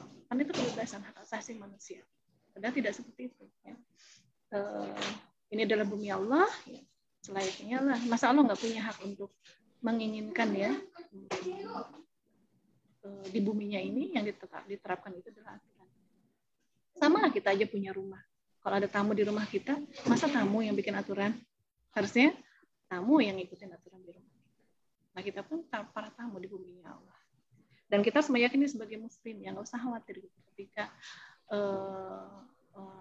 kita ingin berupaya, ya kemudian mengopinikan kepada orang-orang yang duduk di kekuasaan untuk melaksanakan syariat Islam, ya nggak usah takut dengan Islam. Ya nggak usah takut, karena Islam itu agama rahmat ya, rahmatan lil alamin. Bagi banyak yang di tengah kaum muslimin itu ketika ada seruan-seruan ayo kita terapkan syariat Islam, itu kaum muslimin juga banyak yang takut. Kenapa? Karena gambarannya syariat Islam itu apa? Potong tangan gitu ya. Bayangnya nanti kalau syariat Islam tegakkan akan banyak tangan bergelimpangan gitu ya. Karena banyak pencuri. Ya kalau Anda bukan pencuri kenapa takut? Jangan-jangan Anda takut karena Anda pencuri gitu ya. Kan gitu. Nah, kemudian yang harus dipahami itu adalah syariat Allah itu termasuk yang kafir gitu ya, nggak usah takut dengan syariatnya Allah. Karena apa? Allah itu adalah pencipta semuanya ya. Allah yang menciptakan bumi Indonesia, Allah menciptakan tidak hanya bumi Indonesia, bumi kaum muslimin. Bumi ini Allah ciptakan. Allah juga menciptakan para binatang. Allah yang menciptakan manusia ya, baik itu manusia yang kafir, munafik, fasik. Allah tetap Tuhan mereka. Ya. Walaupun mereka tidak mau beriman, tapi Allah adalah Tuhan mereka. Nah, berarti ya, dan Allah Maha tahu ya, akan ada perbedaan-perbedaan seperti itu di tengah-tengah manusia. Sehingga secara logikanya aja lah gitu ya. Ketika Allah bikin aturan, pasti cocok dong untuk semuanya. Ya enggak? Cocok untuk binatang, untuk yang kafir, untuk yang musyrik dan lain-lain, pasti cocok. Hukum yang Allah berikan itu karena Allah pencipta semuanya. Jadi kalau bikin aturan pasti untuk kebaikan semuanya. Rahmatan lil alamin. Kita aja begitu, mungkinnya dalam rumah punya aturan, pasti kita mempertimbangkan aturan yang sama-sama bikin nyaman, bikin bahagia untuk orang-orang di rumah kita. Ya. Begitu. Apalagi Allah Subhanahu wa taala. Jadi nggak usah takut. Nah, itu Teh Yani mungkin penjelasannya. Gitu Bu Salbia. Ya, jadi rahmat Allah itu turun karena amal kita. Masih bisa Teh Yani? Satu pertanyaan. Boleh Diborong. Diborong. Karena kalau masih kaitan nggak apa-apa deh ya. Silakan. Assalamualaikum warahmatullahi wabarakatuh. Ya, Pak ya. Waalaikumsalam. Salam. Bu Saya Rohana ya? Iya betul, saya Ya, sendiri. Mohon maaf kemarin saya nggak ikut kajian, mungkin karena mohon maaf sekali kakak saya meninggal dunia di Sumedang, jadi saya maafkan HP saya sampai kemarin. Mohon maaf. Husnul Khotimah ya Bu ya. Amin, amin, insyaallah, mudah-mudahan amin. Yang saya tanyakan ada satu hal yang mengganjal selama ini adalah ada seseorang menuduh kita fitnah, yang mitnah kita, yang kita tidak tahu kenapa sampai mitnah seperti itu. Ada yang mengatakan saya pernah menyantet sampai 3 kali, saya sampai merinding gitu, Masya Allah sampai gitunya. Nah, tapi tetap saya meminta maaf kepada orang tersebut, selalu mendoakan mudah-mudahan diberikan kemudahan hatinya untuk diberikan hidayah sama Allah SWT, atau bagaimana supaya memudahkan kita supaya orang tersebut tidak terjebak dengan dosanya seperti itu kan. Sama Allah SWT kita selalu sujud mohon ampunannya untuk dia seperti itu. Dan saya pernah meminta maaf. Sampai saya minta maaf, saya ditolaknya. Masya Allah, saya tapi hati saya tenang. Tapi ini saya tak hanya nangis karena kenapa ya Allah dengan hatinya seperti itu, keras batunya, kenapa sampai hati menuduh saya seperti itu kan? Saya nggak tega lihat orangnya, tapi saya memang tidak melakukan hal seperti itu kan. Saya juga tahu dosa, apalagi ibadah kita masa mau dikemanain selama ini kan seperti itu kan. Yang saya tanyakan adalah bagaimanakah, kan saya sudah mencoba kepada Allah SWT memohon ampun kepada Allah terhadap orang tersebut kan, tapi saya namanya manusia tetap saja merasa sakit hati ada, tapi saya rendam karena saya sakit hati itu, malah saya berdoanya kepada Allah, mudah-mudahan ya Allah dibukakan pintu hatinya agar dia sadar dan memang terbuka hatinya, memang lihat nyataan seperti apa seperti itu. Yang saya tanyakan apakah harus bagaimana lagi saya bertindak, saya minta maaf kepada Allah, memaafkan untuk saya sudah pernah, saya minta maaf sekalipun walaupun saya tidak bersalah, saya minta maaf, tetap ditolak. Bagaimanakah seharusnya tindak lanjut saya seperti itu? Terima kasih atas waktunya. Wassalamualaikum warahmatullahi wabarakatuh. Waalaikumsalam warahmatullahi wabarakatuh. Angga Bu Dewi. Ikut merasakan ya di posisi Bu Rohana ya teman-teman ya. Jangankan difitnah nyantet, kadang-kala difitnah apa ya Teh Yani, hal-hal yang ya nggak terlalu apa namanya prinsipil juga kita seringnya sakit hati. Nah, ya kembali ya teman-teman, apapun yang menimpa kita itu semata-mata atas izin Allah. Apapun yang menimpa kita, ya terlepas ya apakah itu baik atau buruk ya, semuanya adalah atas izin Allah. Allah yang mengizinkan. Sebetulnya kalau kita kembalikan kepada untuk apa sih kita hidup itu, ya, liyabluwakum ayyukum ahsanu amala, ya. Untuk menguji di antara kalian itu siapa yang paling baik amalnya, ya. Ahsan, ya, yang paling baik amalnya, atau kita seringnya dibilangnya amal soleh, yang paling baik amalnya. Nah, Allah akan uji, ya. Dialah yang menciptakan tadi kan allazi khalaqal mauta wal hayya surat Al-Mulk, ya. Allah yang menciptakan mati dan hidup. Ya, Allah kalimatnya mati dulu, baru hidup. Ya karena tadinya kita nggak ada. Lalu Allah hidupkan kita. Untuk apa? Untuk Allah menguji. Ya. Nah, ujian Allah itu bentuknya apa? Ibarat sinetron ya, kalau ada pemeran utamanya itu hidup itu kan panggung sandiwara. Sering dengar gitu. Itu betul gitu ya. Siapa sutradaranya? Allah Subhanahu wa taala. Nanti Allah yang setting. Ya. Yang setting akan seperti apa kisah hidupnya, ya.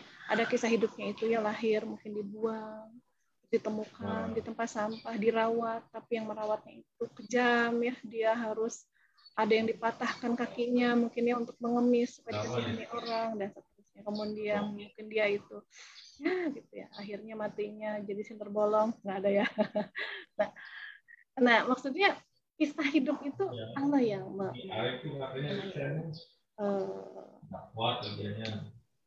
sutradaranya. Nah, tugas kita itu apa?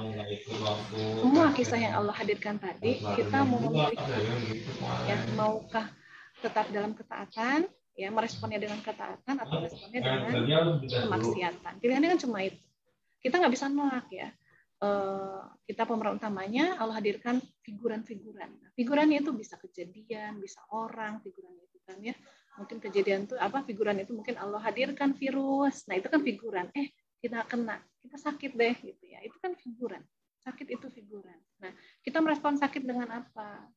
Coba dengan sabar atau dengan syukur ya, ataukah meresponnya dengan galau? Aku kan lagi sakit, Allah juga mah tahu lah, aku nggak sholat dulu. Ada yang begitu gitu ya. Atau dengan sakitnya dia makin dekat sama Allah, itu kan pilihan. Ya, nggak masalah dengan sakitnya, tapi kita meresponnya baik atau buruk. Nah itu Allah menguji di antara kalian itu ya, di antara manusia siapa yang paling baik. Itu jadi lagi berlomba di antara manusia itu. Karena semua manusia istilahnya ujian kehidupan itu nggak jauh beda lah ujung. Pasti apa namanya itu nggak jauh beda tuh dalam arti kalau nggak kebaikan keburukan gitu ya, mirip-mirip ya, keadaannya itu. Nah kemudian ya ketika Allah kasih figuran misalnya, Allah hadirkan, nah kadang-kadang Allah hadirkan orang tua yang kita anggap tidak adil gitu ya, orang tua yang kita anggap tidak mencintai kita, atau Allah hadirkan orang tua yang begitu menyayangi kita, ya kita merasa begitu disayang. Nah terus pas lagi begitu, kamu meresponnya dengan cara apa? Ya, ketika dianggap orang tuanya tidak baik, kamu tetap bisa baik nggak? Tetap bisa taat nggak? Karena perintahnya adalah, ya, lakukan amal terbaik. Kayak tadi, ahsanu amalan. Berarti kan amal baik itu dalam kondisi baik ataupun buruk yang Allah hadirkan. Tapi sebetulnya baik buruk itu kan manusia yang menyematkan, ya itu baik atau buruk. Tapi di hadapan Allah semuanya itu adalah baik. Nah, yang bilang baik buruk itu kan manusia. Kita anggap orang tua yang tidak adil itu adalah keburukan. Nah, ketika dikasih keburukan, respon kita gimana? Bersabar nggak? Sabar untuk tetap menghormati mereka, tetap mencintai mereka, tetap mendoakan mereka, memaafkan mereka. Sabar nggak dalam hal itu? Kalau iya, nah itu yang Allah inginkan gitu ya. Karena ya berat nggak sabar? Pasti berat. Tapi insya Allah akan menjadi ringan ketika kita melibatkan Allah terus dalam proses kesabaran tadi. Nah, kadang-kala figuran yang hadirkan siapa? Anak, kadang-kala mertua, kadang-kala suami kita sendiri ya, figuran itu. Nah, atau kadang-kala tetangga kita, sahabat kita, dengan cara apa? Memfitnah kita. Itu juga figuran yang Allah hadirkan. Allah hadirkan mereka untuk apa? Buat kebaikan kita. Gitu, buat kebaikan kita. Ya. Kalau itu kita anggap keburukan, insya Allah. Kebaikannya apa dalam keburukan tadi? Allah hapus dosa-dosa kita. Ya, jangankan difitnah, Bu, ya. Kita kehilangan barang aja, ya ada sebuah hadis itu, insya Allah ya. Seandainya seseorang, Bu Ruhana pernah kehilangan barang nggak? Apa Bu Ruhana? Misalnya hilang. Nah, HP, uang, sering. Yang kecil apa Bu? Yang kecil, barang yang kecil aja. Pulpen. Oh iya, iya. Yang kecil, kita nggak kecil lah. Kadang hilang peniti aja, pas mau berangkat kerja, penitinya hilang gitu ya. Bingung nggak nyarinya ya. Penitinya, nah, dan saya kira kita semua sama. Saya tuh nggak tahu itu peniti mau beli berapa losin pun habis gitu ya. Padahal nggak pernah saya makan ya. Masa itu kemana? Dan kadang-kadang tinggal satu-satunya pas mau berangkat, ini peniti ada yang lihat nggak kemana peniti gitu ya. Nah, jadi dikatakan dalam hadis itu, seandainya ada seseorang kehilangan barangnya, dia bingung cari-cari ya. Ketemu tuh di mana? Di saku bajunya gitu ya. Nah, ketika dia kebingungan tadi kata Allah, Allah sedang hapuskan dosa-dosanya. Coba Mas, itu gara-gara bingung. Padahal barangnya ada, ketemu. Coba kalau barangnya nggak ketemu, pasti yang dihapuskan dosa lebih banyak lagi, betul nggak? Itu baru barang kecil aja ya. Kan Allah di situ di hadis itu disebutkan ketika kehilangan barangnya. Jadi nggak disebutkan barang yang besar, uang triliunan, enggak. Kehilangan barangnya, apa aja barangnya gitu ya, kehilangan sesuatu. Nah, Allah hapuskan dosa-dosa. Itu untuk hal yang ya sebetulnya sepele mah dibilang sepele ya sepele gitu ya. Apalagi kalau hadir ujian ini berupa yang kita anggap besar. Nah, besar kecil ujian itu kan teman-teman sangat subjektif ya. Nggak bisa kita bilang, ujian kamu masuk pelek. Nggak bisa. Itu sangat subjektif. Ya. Cuma difitnah gitu doang, Bu. Santai aja. Lebay banget sih. Nah, nggak boleh begitu. Ujian saya coba, saya mah. Kadang-kadang begitu ya. Nah, itu sangat sangat subjektif. Nah, karena bisa jadi bagi kita ringan, bagi dia sangat berat sekali. Bagi kita berat, bisa jadi bagi teman kita tuh ringan kalau dia diuji begitu. Jadi sangat subjektif. Itulah kita perlu empati sama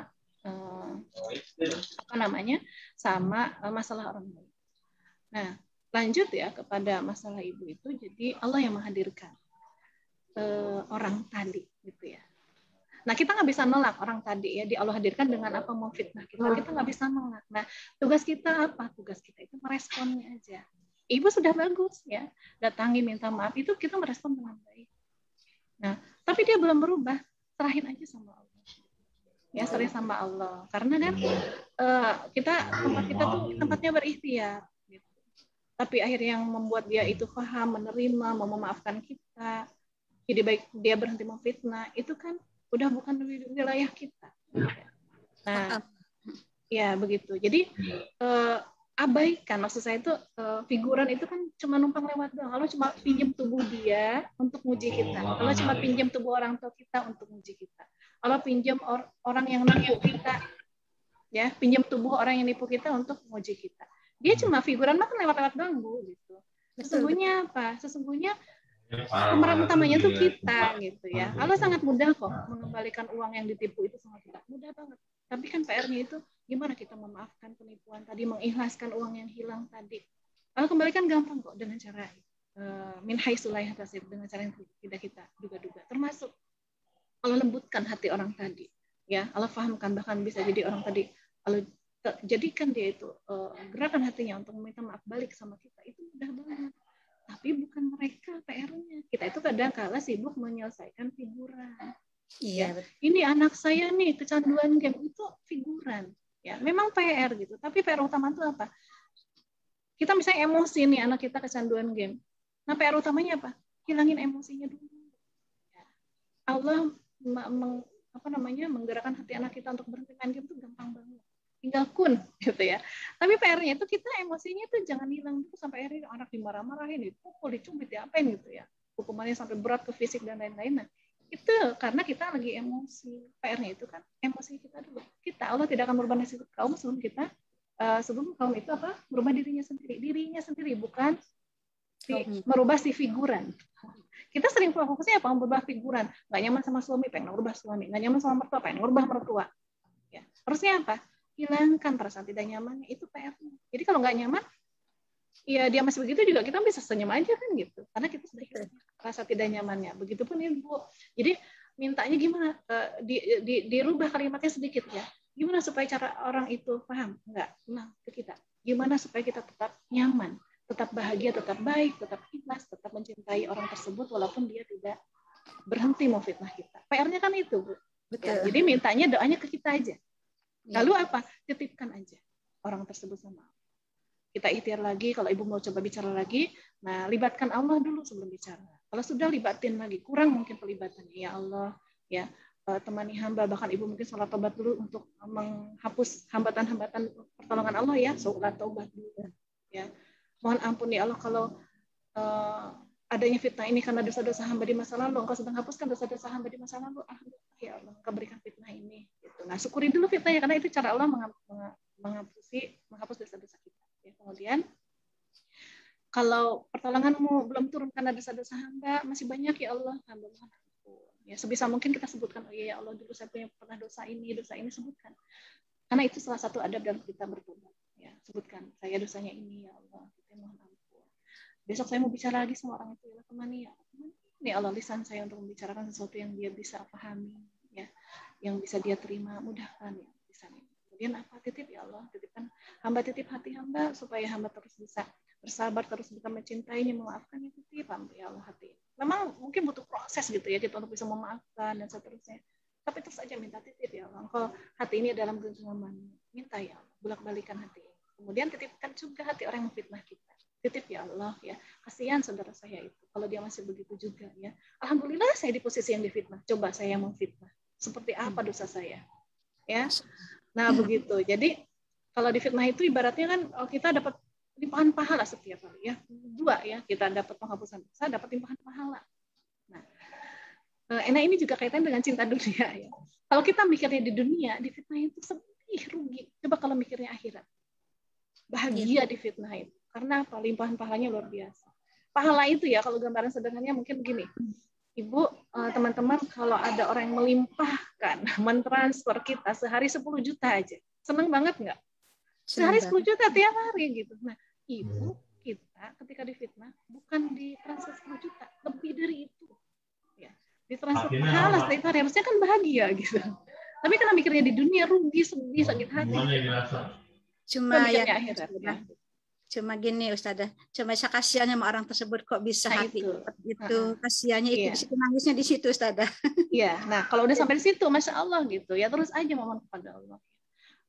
Kalau kita udah clear, udah bisa plong gitu ya, itu alhamdulillah sudah tahap begitu. Nah sekarang gimana orang tadi ya, kita mohon petunjuk sama Allah untuk bisa menasehatinya. Ya tapi kalau untuk bisa menasehati itu ya karena kita masih dianggap bersalah, PR-nya itu kan berarti menetralkan dulu. Gitu ya, menetralkan situasi. Nah, menetralkan situasi bisa dengan cara apa? Lakukan yang sunnah-sunnah, misalnya tahabu ya, saling memberikan hadiah, sering mendoa, memperhatikan dia. Nah, itu juga salah satu cara yang insya Allah itu akan menghubungkan lagi tali silaturahmi. Wallahu a'lam bishawab. Mungkin itu Bu, ya pokoknya minta aja terus sama Allah, dikasih kemudahan, dikasih petunjuk gitu ya. Titipkan orang tersebut sama Allah. Terima kasih banyak. Sama-sama ya Bu. Nah, ini 7 menit lagi ya. Oh ya, saya ya betul, 7 ya. menit lagi. Tambahin dulu materi sebelumnya ya, bagaimana ciri-ciri mencintai dunia. Sudah ke poin berapa terakhir? Ayo, ibu-ibu, poin berapa yang terakhir? 31, Bu Dewi. 31. 31 atau 33? Yang mana? Kalimatnya gimana?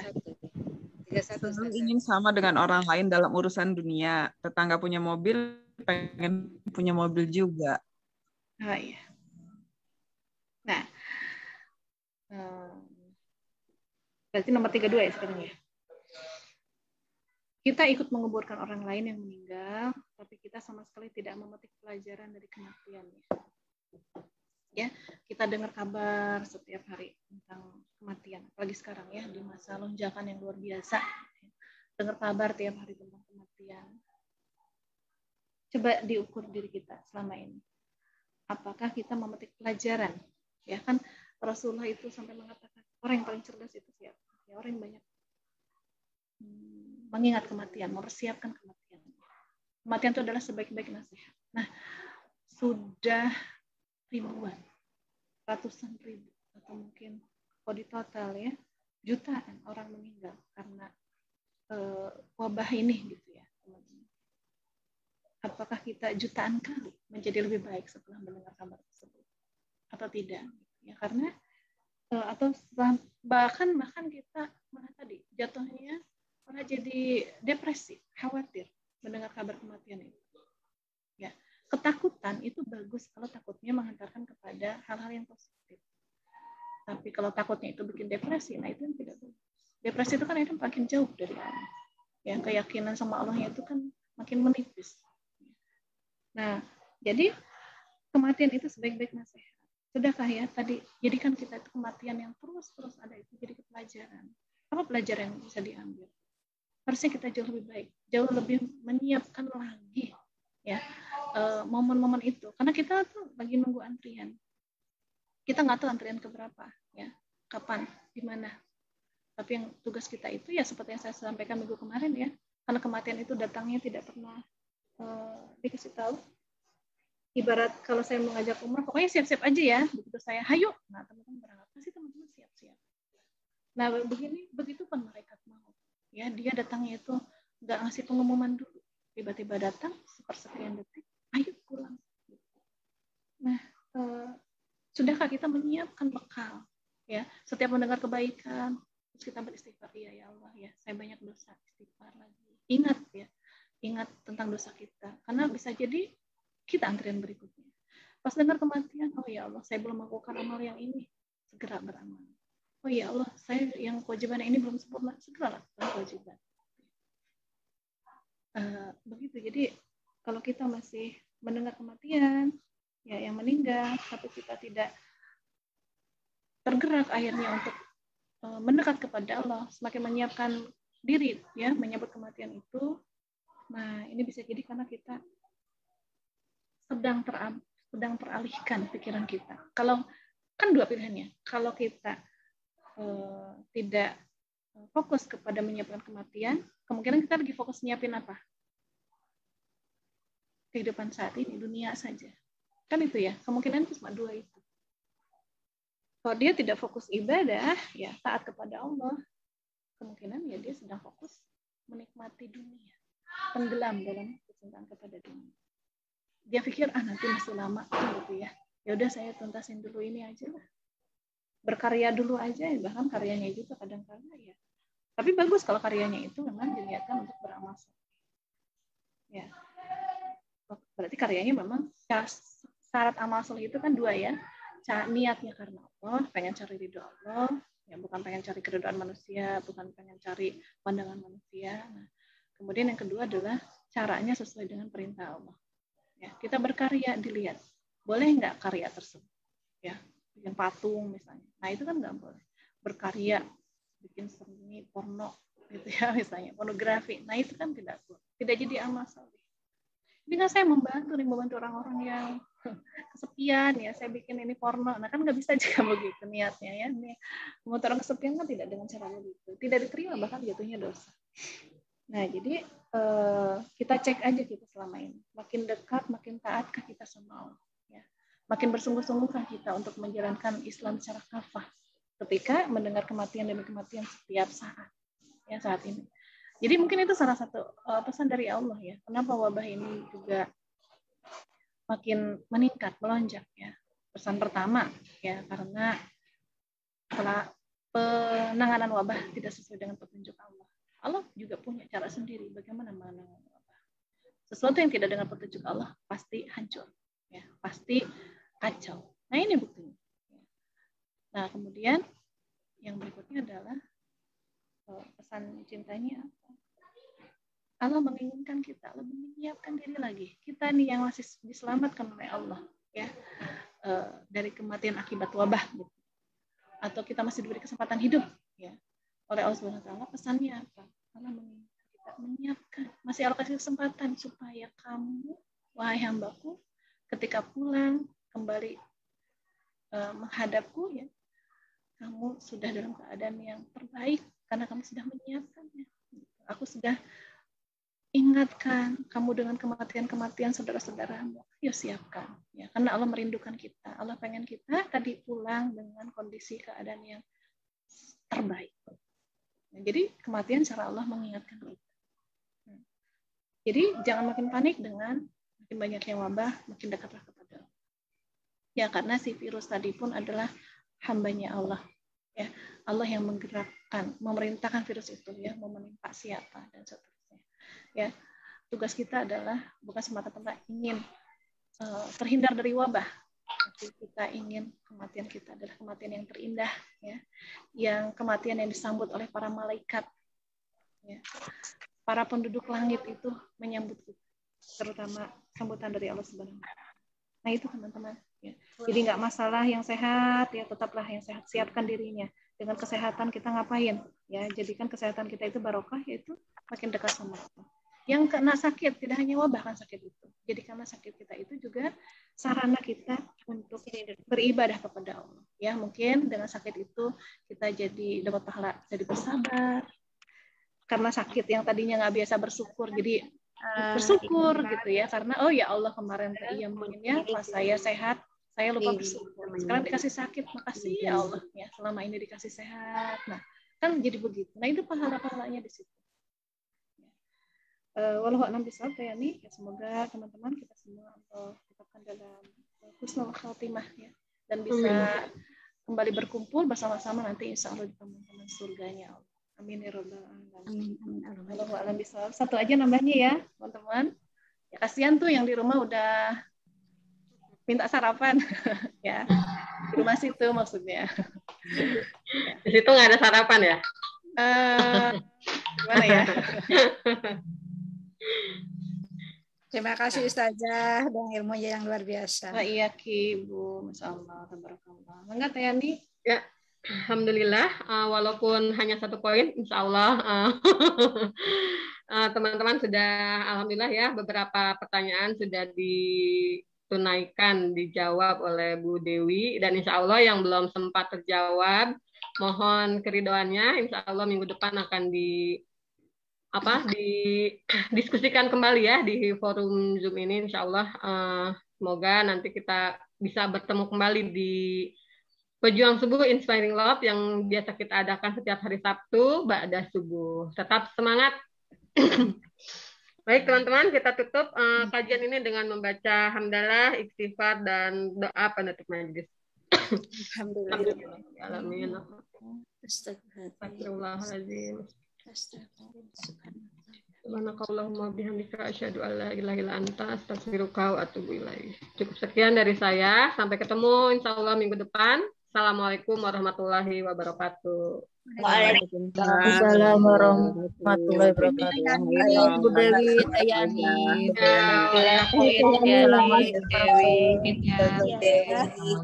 Syukrun jazakumullah khair.